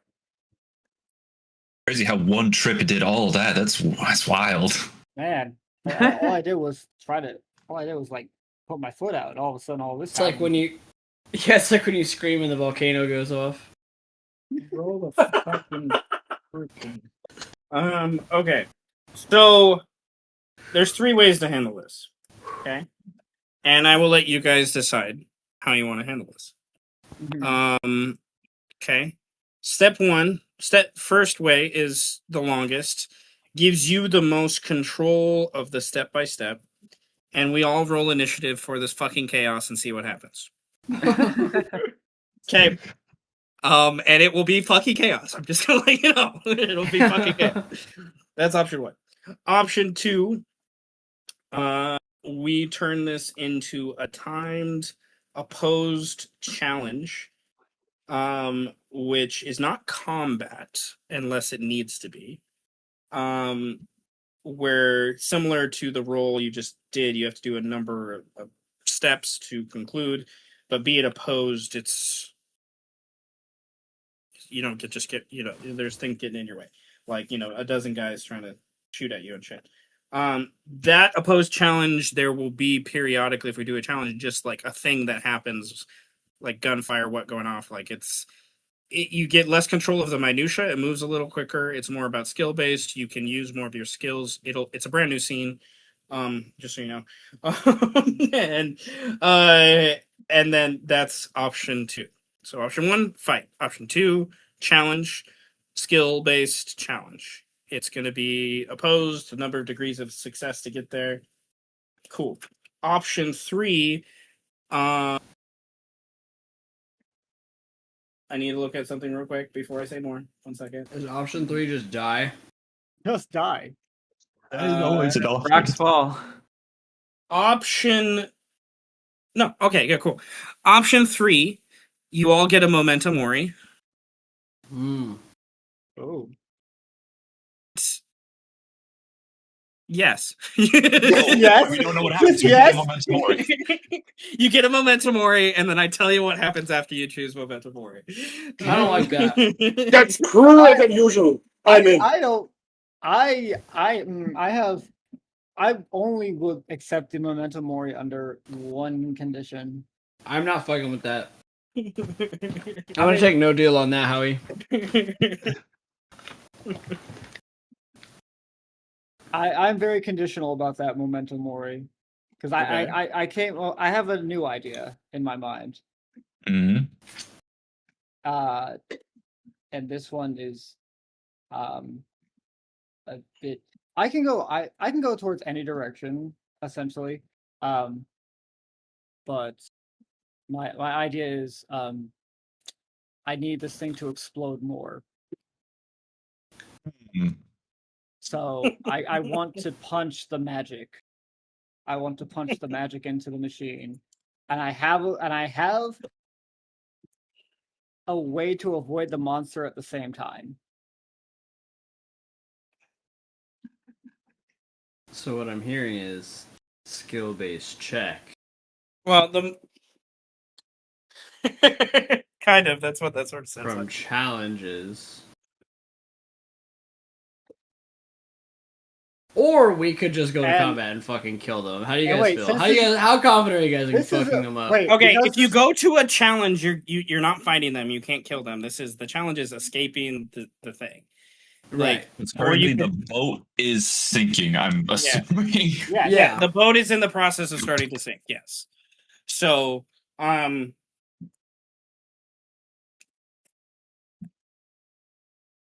say we make our escape because they lost their boat. Accomplish what we were trying to do, which was just breaking the boat. Which was literally just destroying the thing and breaking the boat. Yeah. Now after this, they'll be scattering around the town. Easier to pick off. Yeah, I guess they're gonna have to like get their thing from out of the ocean. Oh, yeah. I think I'm about to solve that problem too. Okay, so sounds like the challenge is the winner. That you guys decide to not attack these people when you have the opportunity. You're just gonna get the fuck out of here, and if they all drown, cool, right? Yeah. Okay. I have full humanity. And if they don't drown, shit for everybody. Counter argument. We could what hunt if them down in the city. What if my particular set of skills cause people to die in the process? Then they die in the process Um, due to unspecified I will circumstances. say any of the dozen minions and or Flexor Flexor, that guy. And or Flexor. Fuck that are guy. someone that had we would make sense in a single action for them to be taken care of in that capacity. The Edgelord that you don't really know the name of yet. Whoever he is. Dr. Fen and Monster in the Depths, they are all quote unquote bosses. You won't be able Yeah, to off kill limits. them, and you won't be able I to kinda kill them in figured one. that. So it's like, So yes, potentially, for those things in a challenge, it's literally. I don't know, because I see my thing in this challenge is I kill one dude, he kills another dude, that dude kills another dude, and then we just turn it on them and then leave. While you guys are doing all of your shenaniganry, of course. Zombie distraction is the most important for me. So, enemies Hanson- to allies, refuse to elaborate, leave. Yes. Hansen's permanent. He's coming with me. I need him for something. What? Okay. Okay, so there. Did I ever say if I had that panacea? You have it. Have to do that. But you have not taken it yet. I asked if I took it. Whatever. Oh, no, you have not taken it yet. Did you say you took it? Take it now. I wanted to earlier, yeah. You should know. Well, we could easily say that you took it. Nothing really changes. It's just a quick little swig. Yeah. Swig. Or it's funnier if, like, oh shit, everything's exploding. Starts drinking.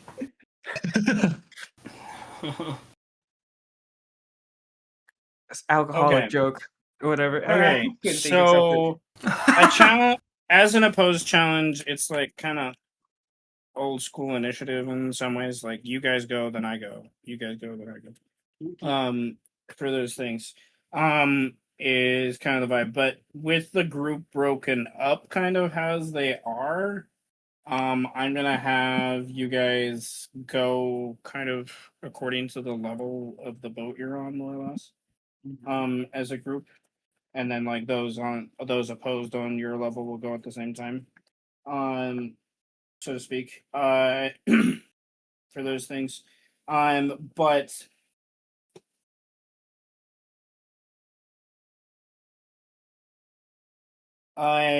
there.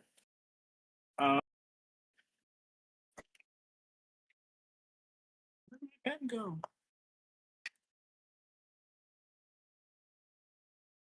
Pen, come back here.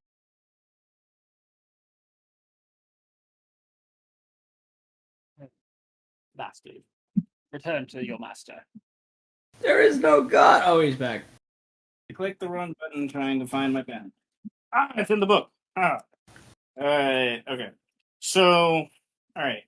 We are going to.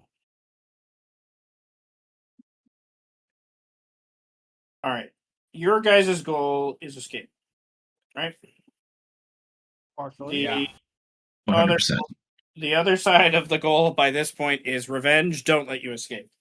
Like, it's quite simple. Like we want to take our anger out on you for destroying our precious baby. In simplest terms. Okay. However, other than them opposing you, the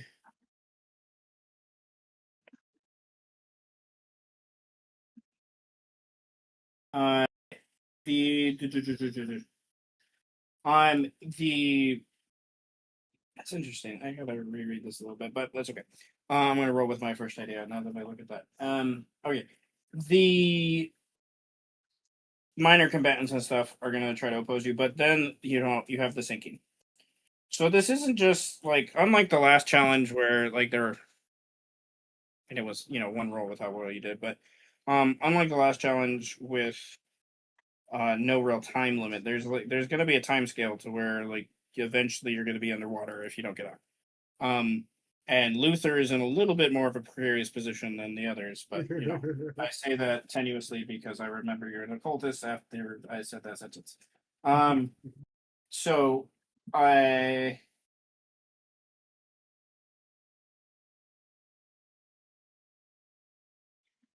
Okay, so let me read one more thing. We're at a port, right? Yes. We could just jump off and land onto like whatever bridge is there. And that's probably I don't know. Well, it Hopefully, depends your on the legs don't boat explode. size. Depends on the Don't boat worry, size. I'll be able to catch you.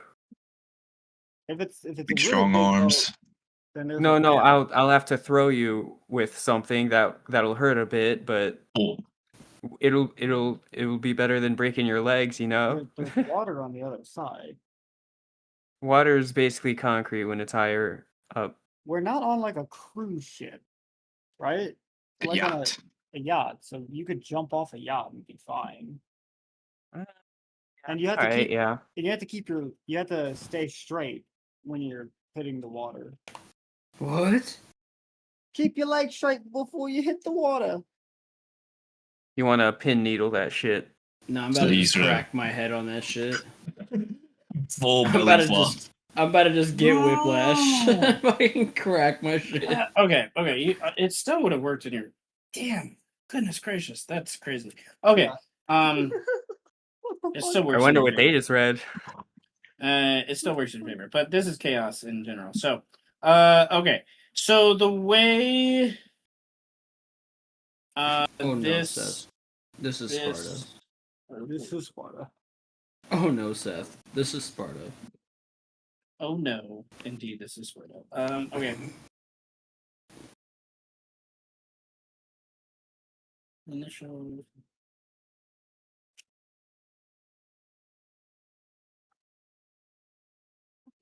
Okay, so I love it. All right, this is utter chaos. Which has its own has an interesting role, and I just read about this. Okay, so this is I sort of messed up the last challenge. It's okay. We'll get there. Nevertheless, I'm going to say that you have. It's pretty significant kind of chaos and damage. Okay, I'm gonna say either you have a couple rounds of going back and forth before it's a huge issue of you trying to escape, right? For those things, you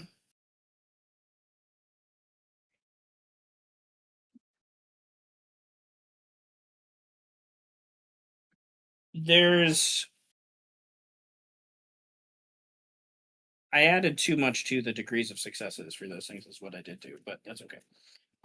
You just for the opposed challenge, they're gonna try to impede you in various ways, right? You just have to beat them as best as you can to maintain the escape for the number of rounds before we sink, and or you get to the challenge goal. Okay, for those things, which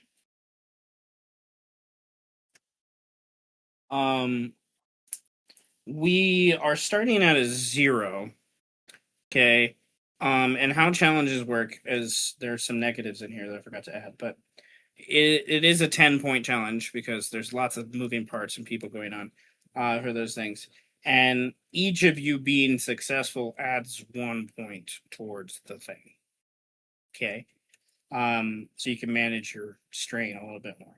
If you guys get to a positive 10, you escape. Whoever gets there to the 10, you guys escape. Okay, as the group's working together. If they are successful against you on their actions, they take away your positives, and if they get you to a negative 10, they've captured you. You get a memento mori. There we go. Okay. is the vibe. So, it is any check that arguably can be deemed appropriate for the escape or the challenge that we're doing here. To me, this makes sense to be athletics speed checks, because you're swimming, you're running, in simplest terms. Those of you on the main, you can argue another skill or whatnot if you want, but that's the one that makes sense in simplest terms. Those of you on the main deck, current Malik, Siegfried, you guys currently don't have any negative situational. I would argue Oliver, with being even further above, has a positive situational towards this check. Because he's just in a better vantage point than most of the rest of you. And then Luther is very much in the negative right now because he already has water up to his knees.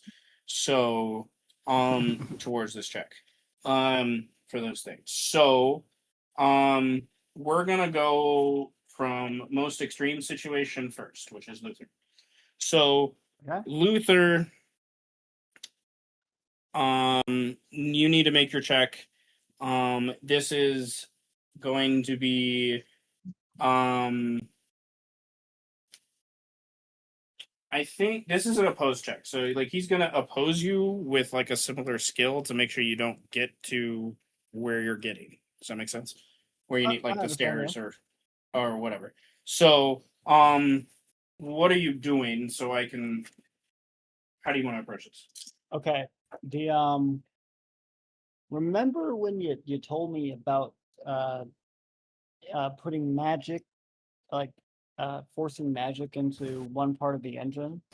Is that Yes. still accessible?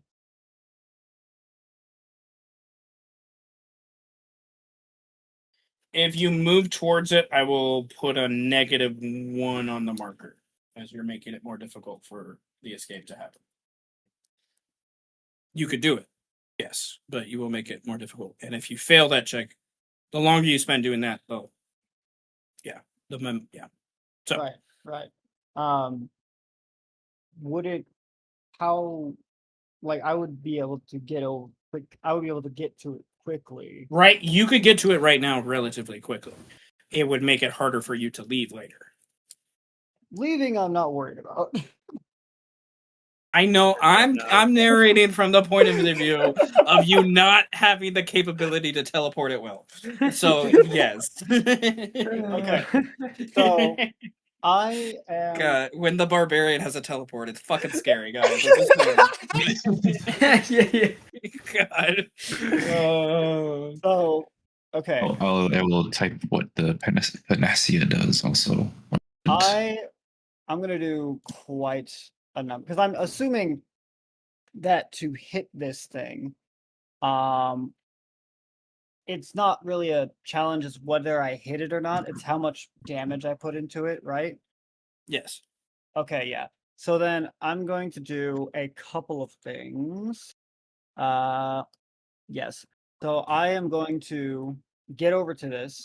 I'm going to overload my gigantic stature, spend 5 humanity. I will gain 5 temp strain that can be used for physical actions, +4 damage with my melee attacks, and then I'm going to spend 2 of that physical strain to cause my next unarmed attack to do a +1d3. And because this is enhanced, it will count as magical. So let's get rolling. And this is, so I roll with my melee, which is a 3, but it's melee by, no, just melee. 3d plus 4. Yeah, it should be fine, I guess. 4. Sure, yeah, I'll spend the additional 3 temp strain that I got from my overload to make that a 7. And then as for the rest of the damage, my gigantic stature gives me 2d3 on melee. So that's 3d3 in total there. That's 5.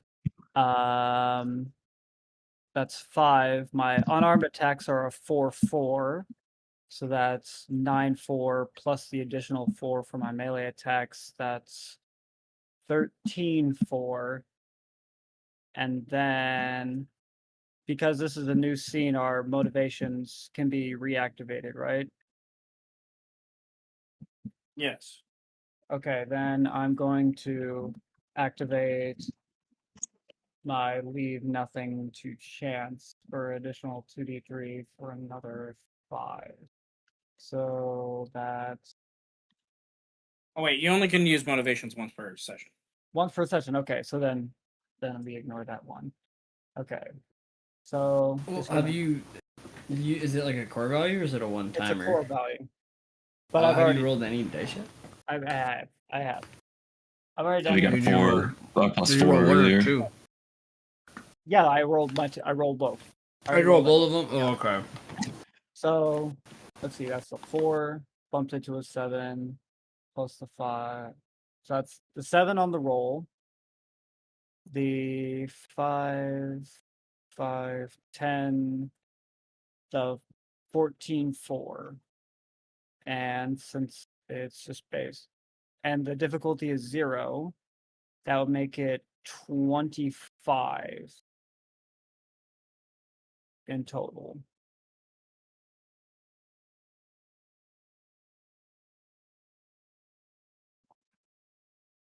Right. Got the 5 there. Yeah, the 5. 9. No, 9. 17. 24. That'd be 24 for damage. Okay.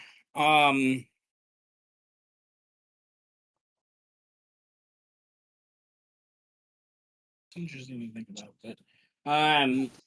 Of how to do that for that thing, but that's okay. I think this thing has like a natural armor of some sort, right? It's a big metal apparatus. Would mitigate some of that damage. To be sure. And then with that,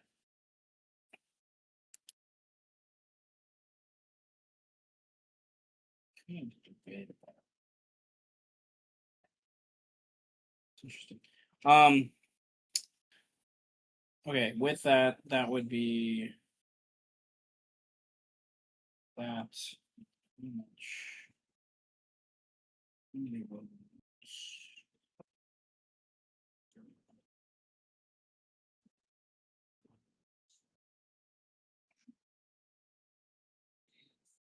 Makes sense. Okay.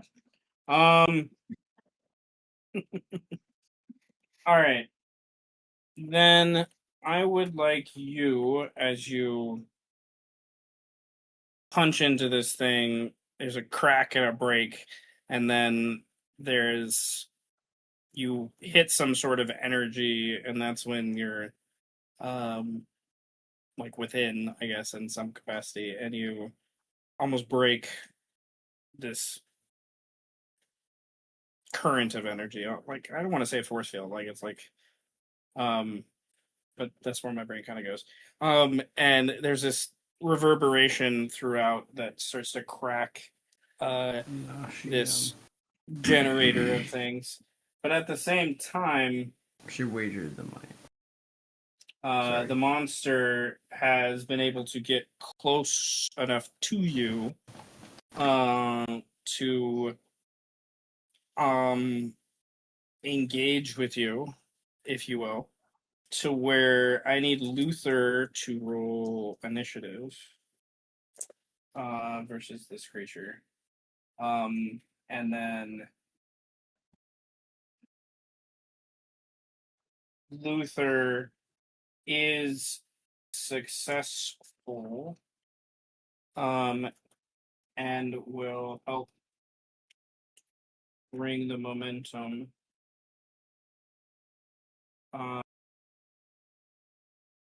It's kind of like makes it harder in some ways for you guys to go. Because he's making it seem quicker almost.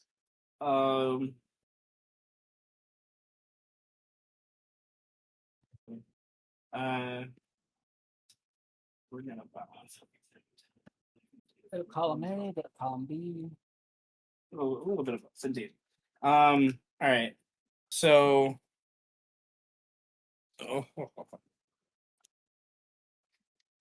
Luther got a 6 on their initiative,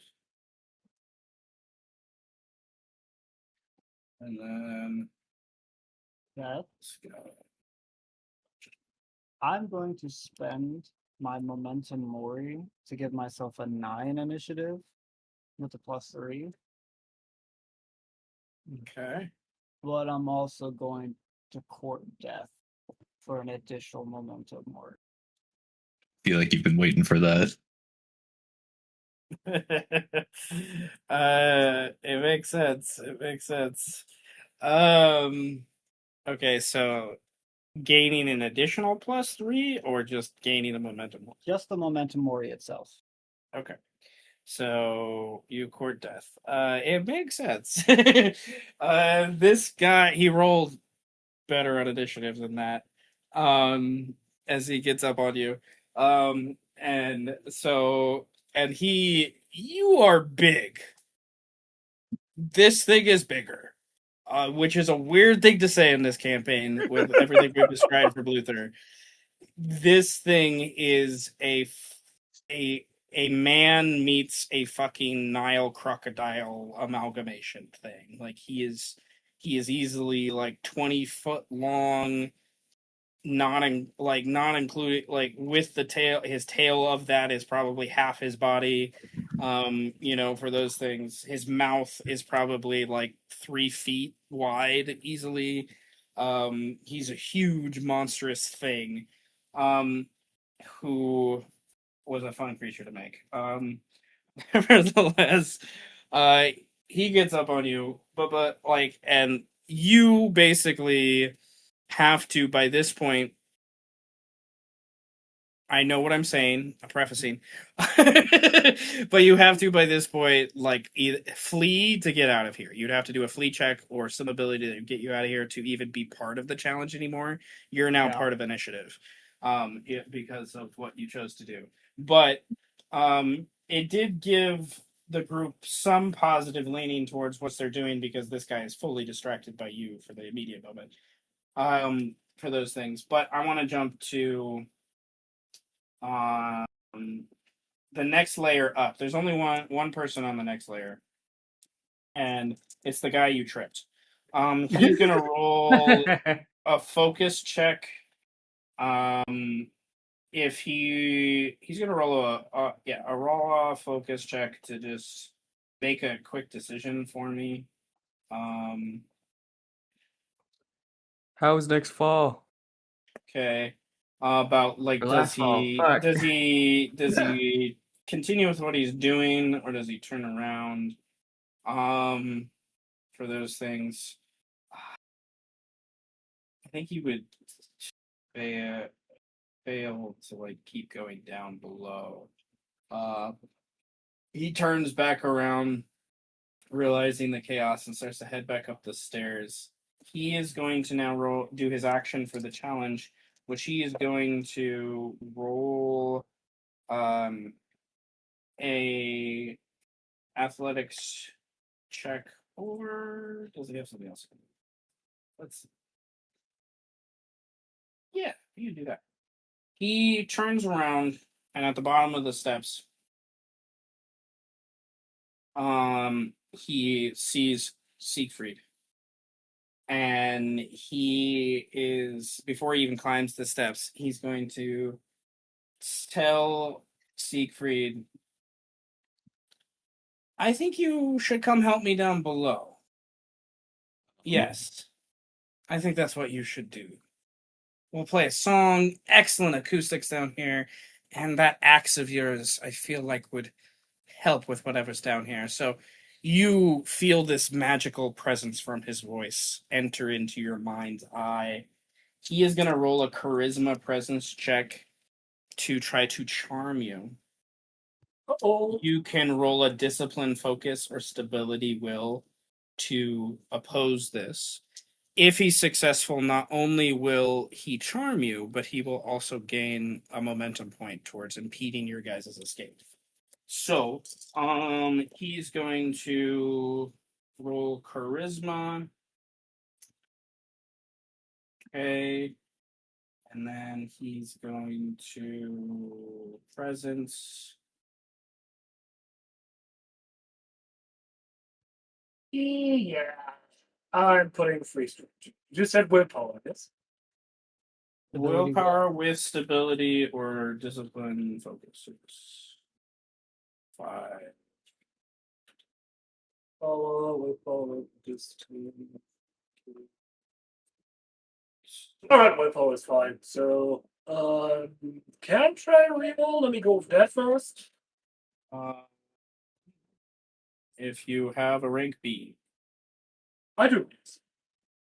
you can use it for the scene. God, So, Okay. Great. So then we just put on free strength. To get to a 6. Okay. A 6. Unfortunately, it's not enough. Oh, we should. Is there Okay. anything else I could do? unless you have a principle on motivation or something. You could use a motivation you've yet to use this game. There's one that you think applies. Bonds. Estranging adventure freedom. He's trying to take my freedom.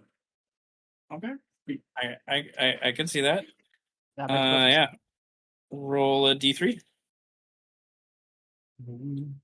and add a little marker next to it so you can see how close we're getting to your core value, making it a core value. Hey, Nice. nice. So you're 9. It becomes a 9. Okay. Cool. Okay. A 9 is better, but it's not successful. Damn. Oh no. Okay.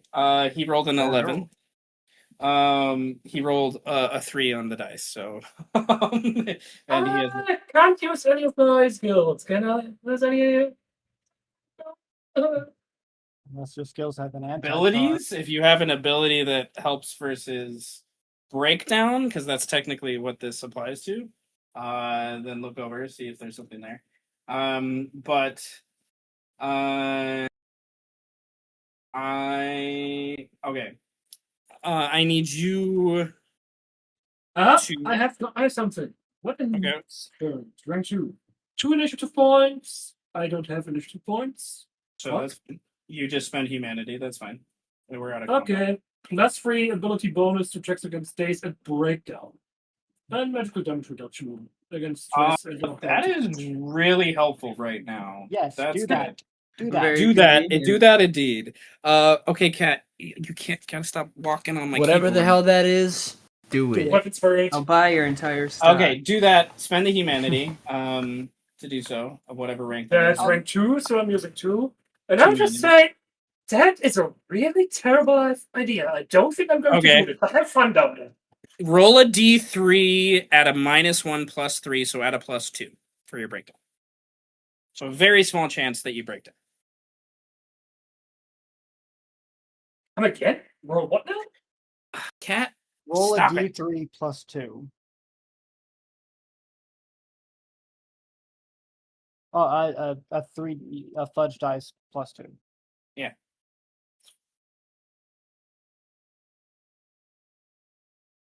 Basically a luck check +2, yeah. 3df. Oh. Yeah. Yeah. Sorry. It's breakdown or luck checks, basically.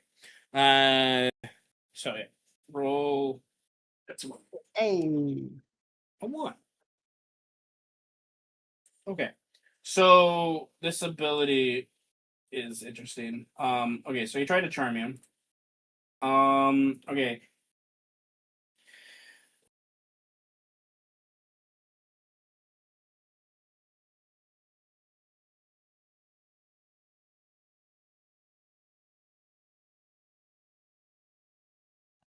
Weapon spirits, very good. Okay, so you're not charmed by him, but you were mentally affected by him. So you have a -1 ability penalty to attacks against him until the end of his next turn. Yeah, I'm not attacking. I'm just walking away. Okay, but it's just like you're mentally he's still attacking. You're not charmed by him.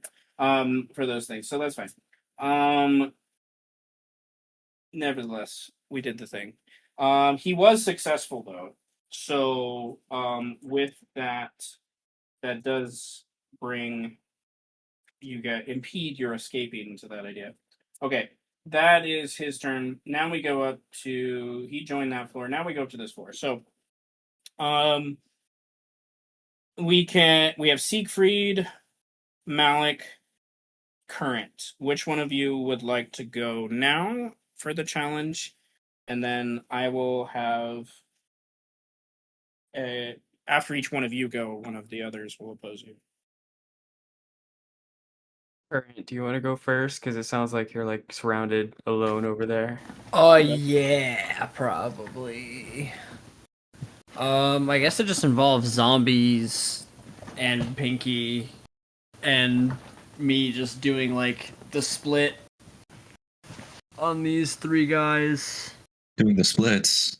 Pretend to be a bar of soap and give them the slip. Yeah. Okay.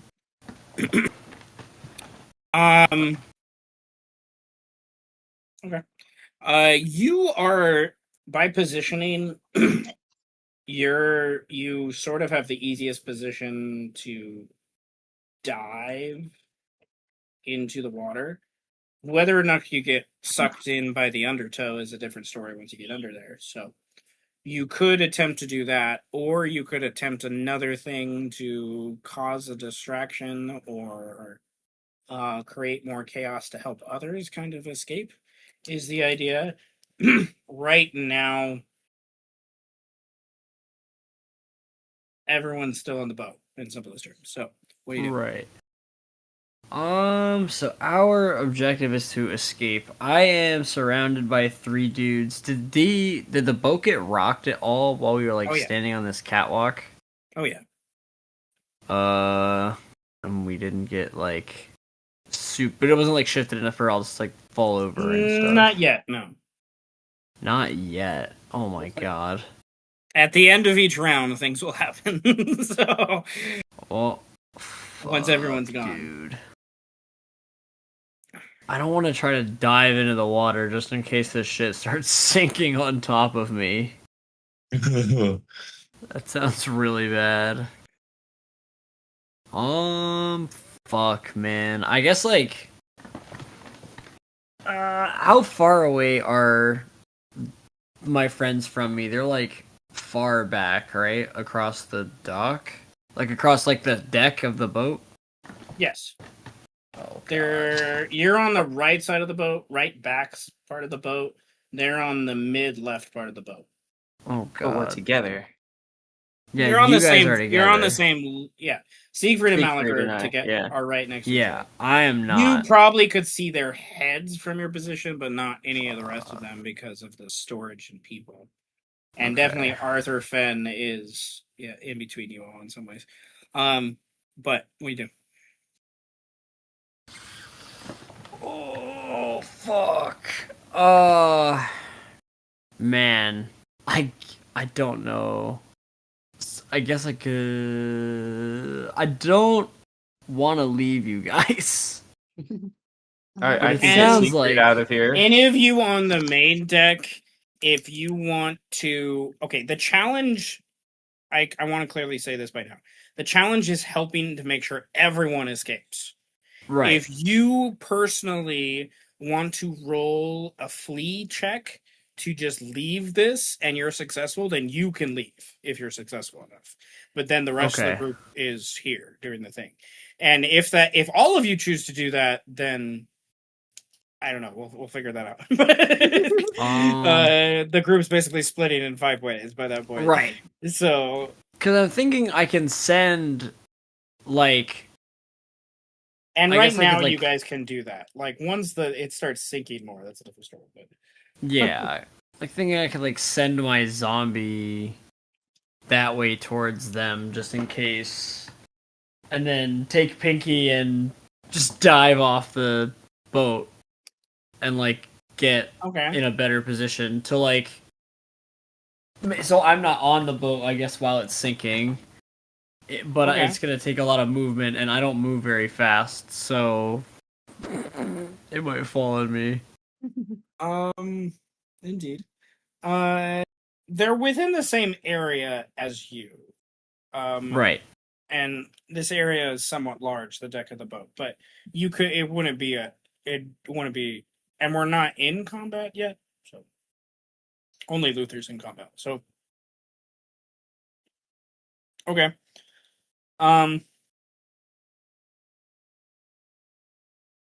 Malik and Siegfried. So yeah, I guess I will Me just freed. if I have to make some sort of flee action for myself, or like just a move action to get off the boat.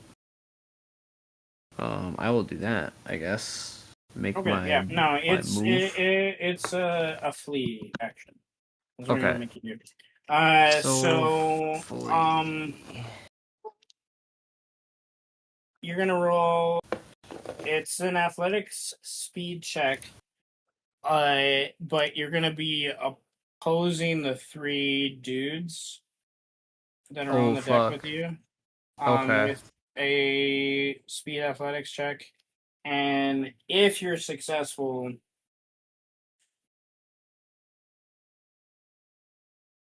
you're not engaged with them, and basically you can move the thing.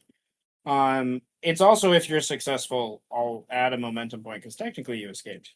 Right. Of course, I think so. Roll.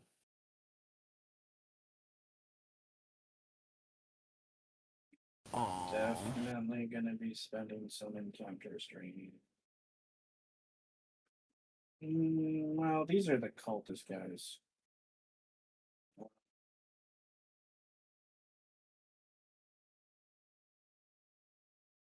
Yeah, they're not as motivated.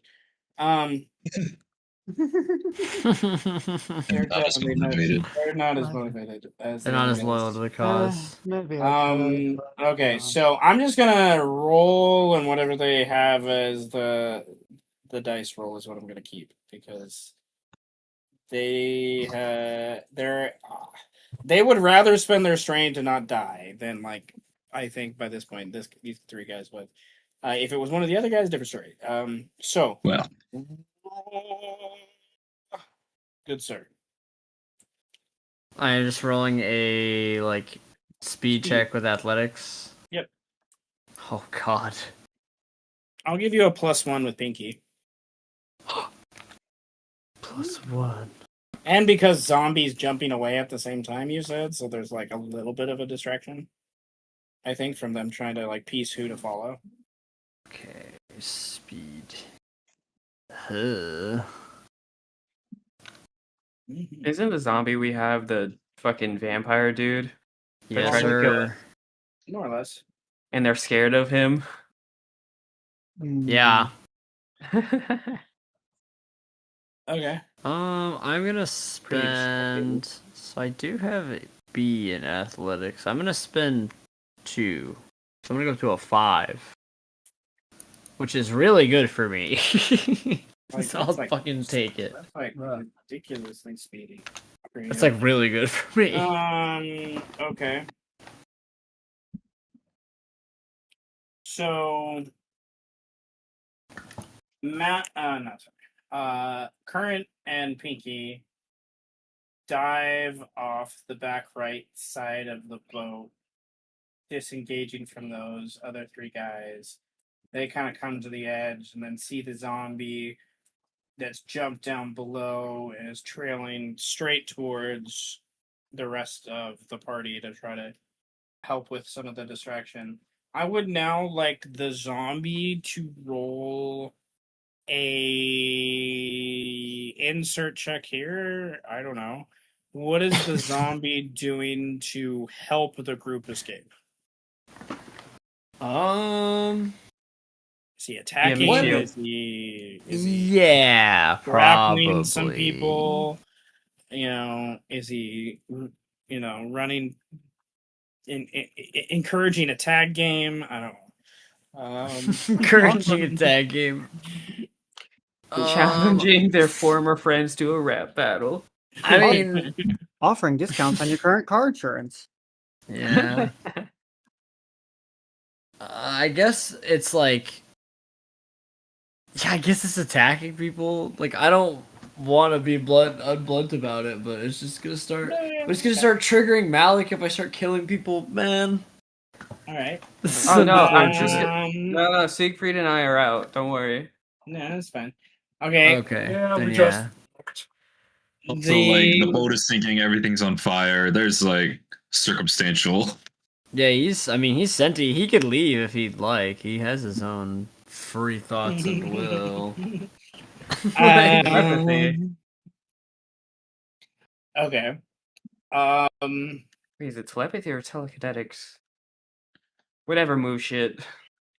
Telepathy is reading minds. Okay, so telekinetics. Telekinesis. Okay. But if you tell him you guys are good, he'd probably be like, "All right, well then, bye." Well, they already like jumped out, didn't you? I did. Do you want the zombie to survive this?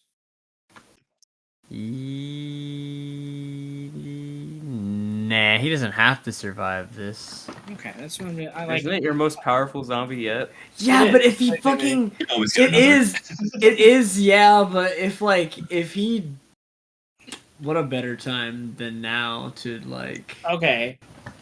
Then I want to say this. I do want to keep him, but if it's for the story, he must die. If well- drawing a conscious?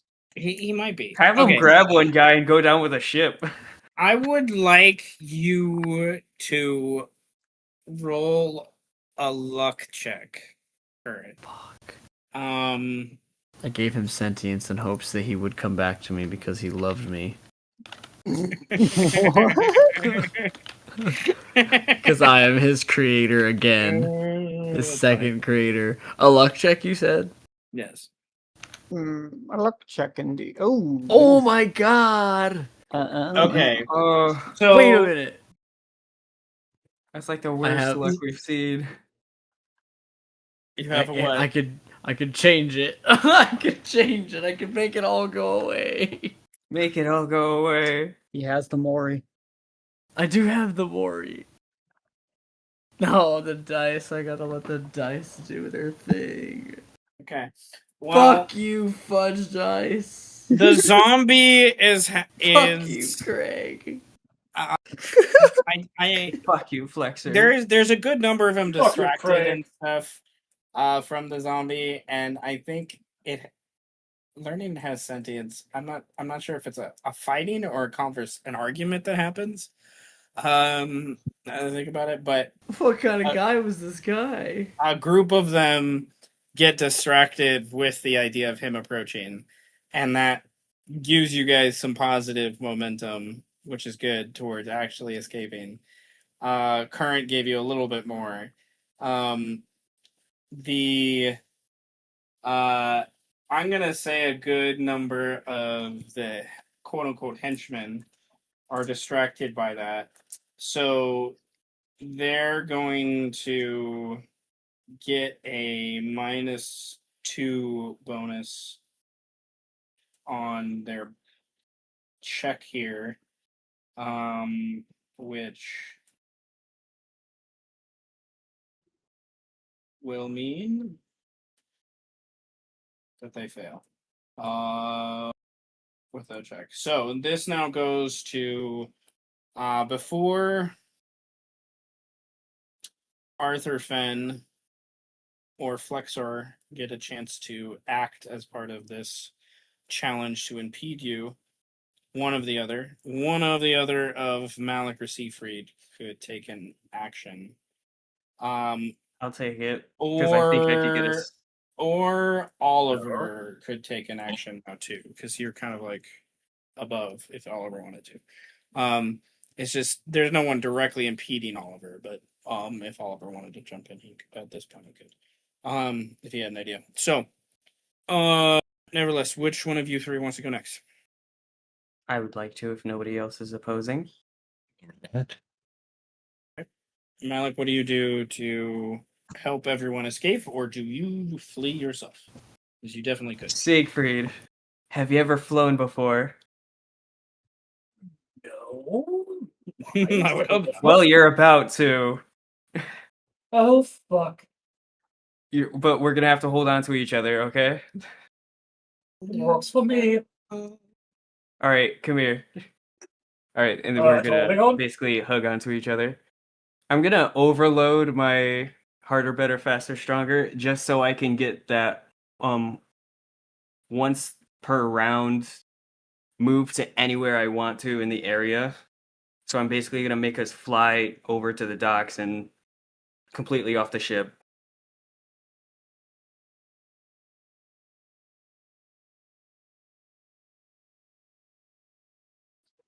No? Yes? Yes. I'm reading. Thinking? This Reading. guy just he's this guy just grabbed you like Lois Lane and said, "Let's go on a ride." Yeah. A Said, "Hang tight, spider monkey." Okay. Cool. It also says I can move to an adjacent area too, so if it's far, I mean, Yeah. I can get us really far. But I also don't want us to get too far. That way I can like snipe from the side to like shoot away at anybody trying to get off the ship that's not on our side.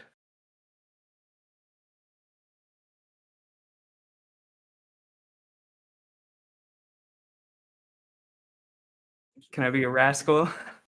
Can I get 2 in 1 right now? Just Love? I'm walking away unbothered. He's a rascal. Little rascal. Am I about to get multiple points? You Well- need to. I'm fine with it, but I still need a check for the actual challenge. All right, what am I rolling? Athletics. Because this is athletics. Yeah.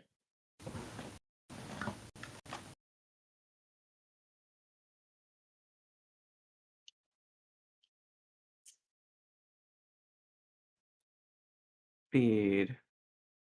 I'm still benefiting from my athletics before, so it's another 2 too. That's a lot. Ah, I hate my rolls this game. At least it's not a -2. Can I ignore negatives with my B in athletics? No. You Oh, need fuck. a. You do have a reroll with a B though. Oh yeah, let me do that. I've been waiting for this.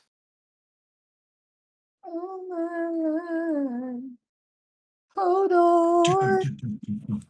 That's much better. Hold on. And I'm using. Do I have strain for this mental ability or whatever we're rolling? This is an athletic speed check. Your ability is just giving you the extra movement. You can roll. You can use physical strain on this. Yes. Can I give any kind of moral support? Wait. So I'm sorry, Seth. Why am I rolling? You're still moving. You're not straight teleporting. You're flying. You by your own. So you're rolling an athletic speed check, and technically you're still engaged. So this is kind of a flee check at the same time. So Oh, it just says we immediately move there. I understand this, but this is a challenge, and challenges work by getting degrees of success, which happen All by right. actually rolling checks. All right. I'm gonna use all my strain then. 3 to make it 7. Okay. So. Okay.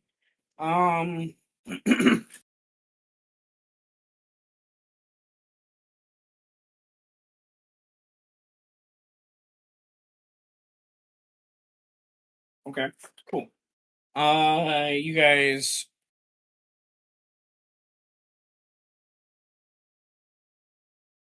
Kind of. Other side. We're gonna.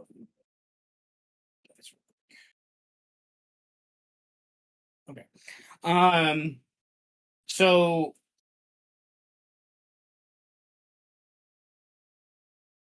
I picture Malik kind of making you guys weightless for a second, and Siegfried grabs onto Malik, and then Malik runs across this railing on the left side of the boat and hops up to kind of the balcony level where Oliver is, and then tippy toe jumps, flies, weightless, feathery, kind of runs across the boat to the other side where the dock is, and jumps off to the side. Oliver is able to see this weightlessness happen. Oliver, what do you want to do? Okay, so they are currently in the process of escaping, right? Luther is stuck down there. I don't know that he's really stuck down there, admittedly. And then, sorry, what was Dr. Current doing? He dived off the back of the boat, and then his zombie ran forward into the crowd. Okay, so basically everyone is kind of scooting out, yeah? Yes. I guess there's one thing that I really want to do before leaving, though. Rip that guy again? Yeah, me too. I was actually thinking Arthur Fenn, the big guy, the main guy, right? Is he still visible? Or did he run away to do something? He's from your position, he's visible. He's on the mid part of the deck. He's climbed down and he's in between the storage places, but with you being on the balcony, you'd be able to see a little. Would like to baleful starlight him. That sounds metal. Okay.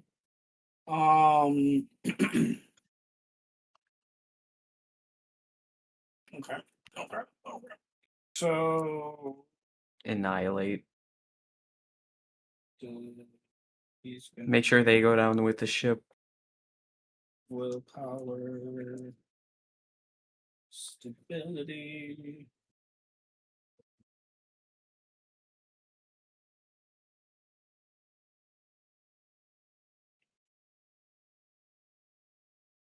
All right. Roll your Natural attack. Okay, natural attack. And he willpower to defend.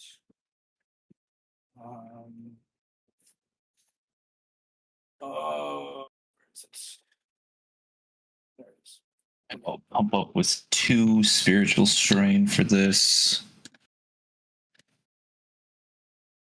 Yeah. Let's see what we get. We be straining. That's fine. That's a pretty good fine, I'd say. I have a feeling this guy's got a lot of willpower, though.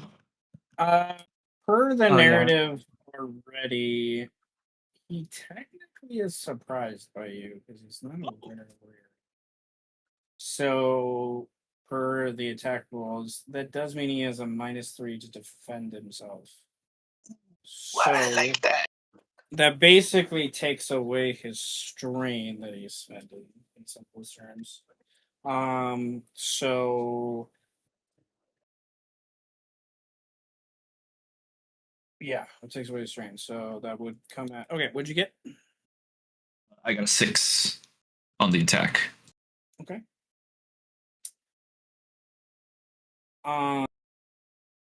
Did you put strain in it? I did.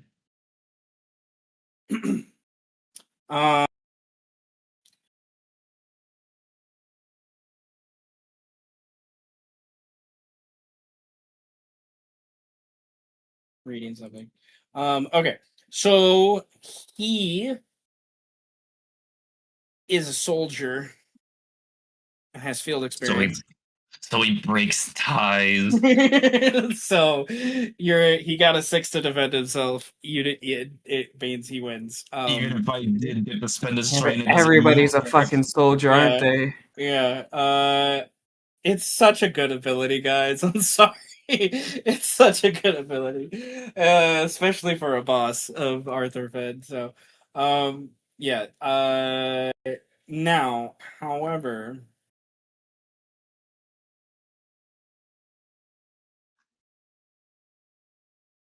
you interesting. There's two ways to frame this. Now that I reread the ability again. Roll me a luck check, good sir. Yes, sir. Because I'm interpreting this ability in a different way, and now that I read it again. Settle. 0. Okay. That's positive in my mind. For what I'm thinking here. Okay. So the ability literally Just says flipped it back at me. the ability literally says not even to that point. The literally says you no longer must spend a strain to beat ties in combat. It doesn't say they automatically defend. It says they succeed. They don't defend. Right? So Mhm. interpreting it in that way, the luck check is going to push me to that side now that I think about it. Would you like to spend a strain to break the tie? Oh, yes. Yes. Question mark? Yes. I love that Yes. question. I love the question because I've never had someone say no to this question as long as I played this game, but I have to ask the question. All right, you will hit with 1 degree of success. You probably also should have 2 enigmas because you succeeded 2 self checks with impossible This geometry is stuff. true. And hold on, let me go to the thing for where I can spend enigmas for Baleful Starlight. and since you are hitting, that's a 3rd enigma you're gaining, but now you have I can also I've been sacrificing humanity also instead of rolling for breakdown. okay. There's Baleful. Gain 1 enigma. On use of Baleful, you may spend 1 enigma to inflict a -1 penalty to the days. Oh, well, that's not super useful. Or is it? It could be. Days If it hits. Well- With 1 degree of success. Let's Well, first. He's 'cause still that's gonna then- roll, right? Yes. Regardless. On taking clarity damage, the victim suffers a -1 ability penalty to their next ranged attack and a -1 ability penalty to perception-based checks and vigilance. Okay. So I would like to spend 1 of the enigmas then, in order to make that. In order to inflict a -1 penalty to the days. Are you Oh, I can do up to 3.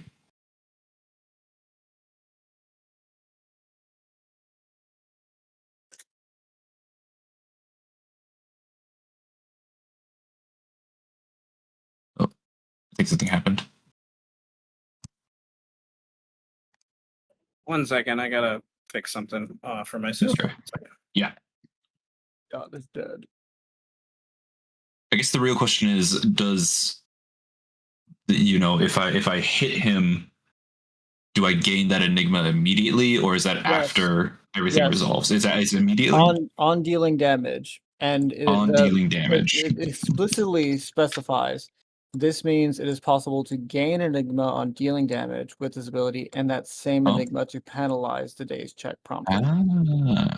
Okay.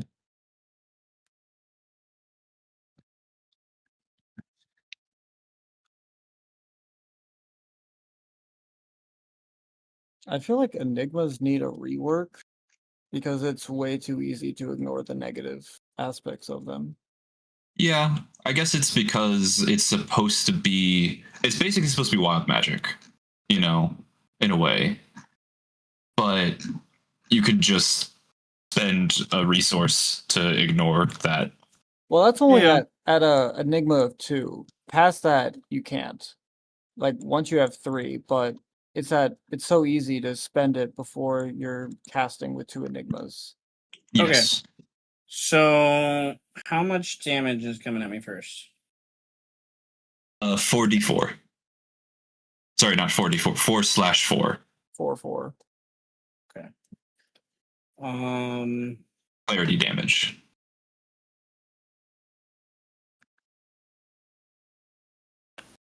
Be 5/4 1 degree. No. Because of 1 degree of success. because of the degree. Yeah.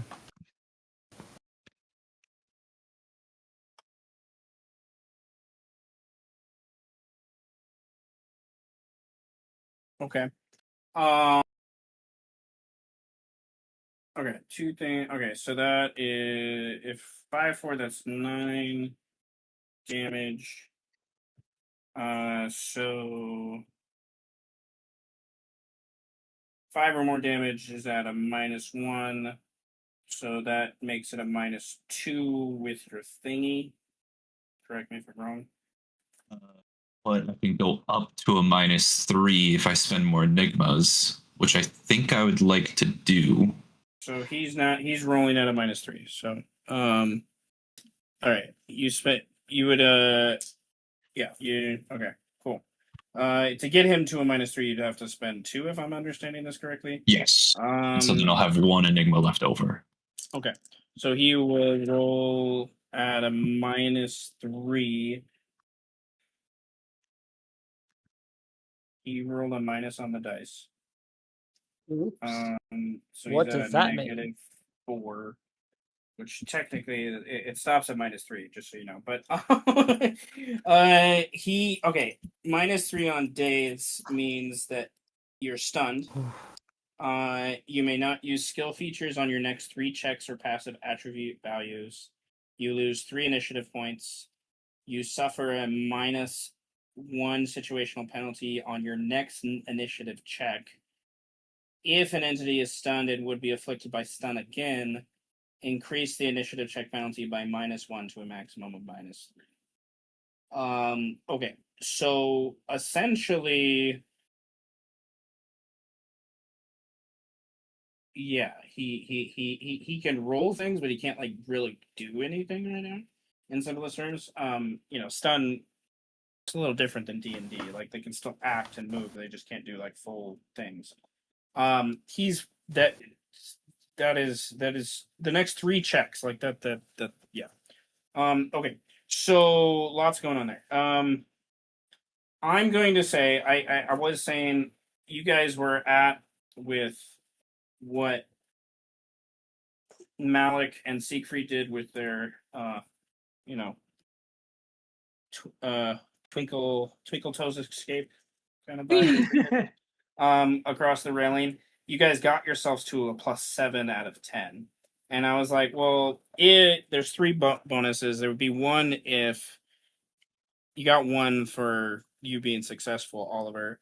And then I was like, if you're successfully stun this guy, we'll like he's kind of the major impediment now with the zombie kind of distracting most of the other guys. Kind of what I was thinking.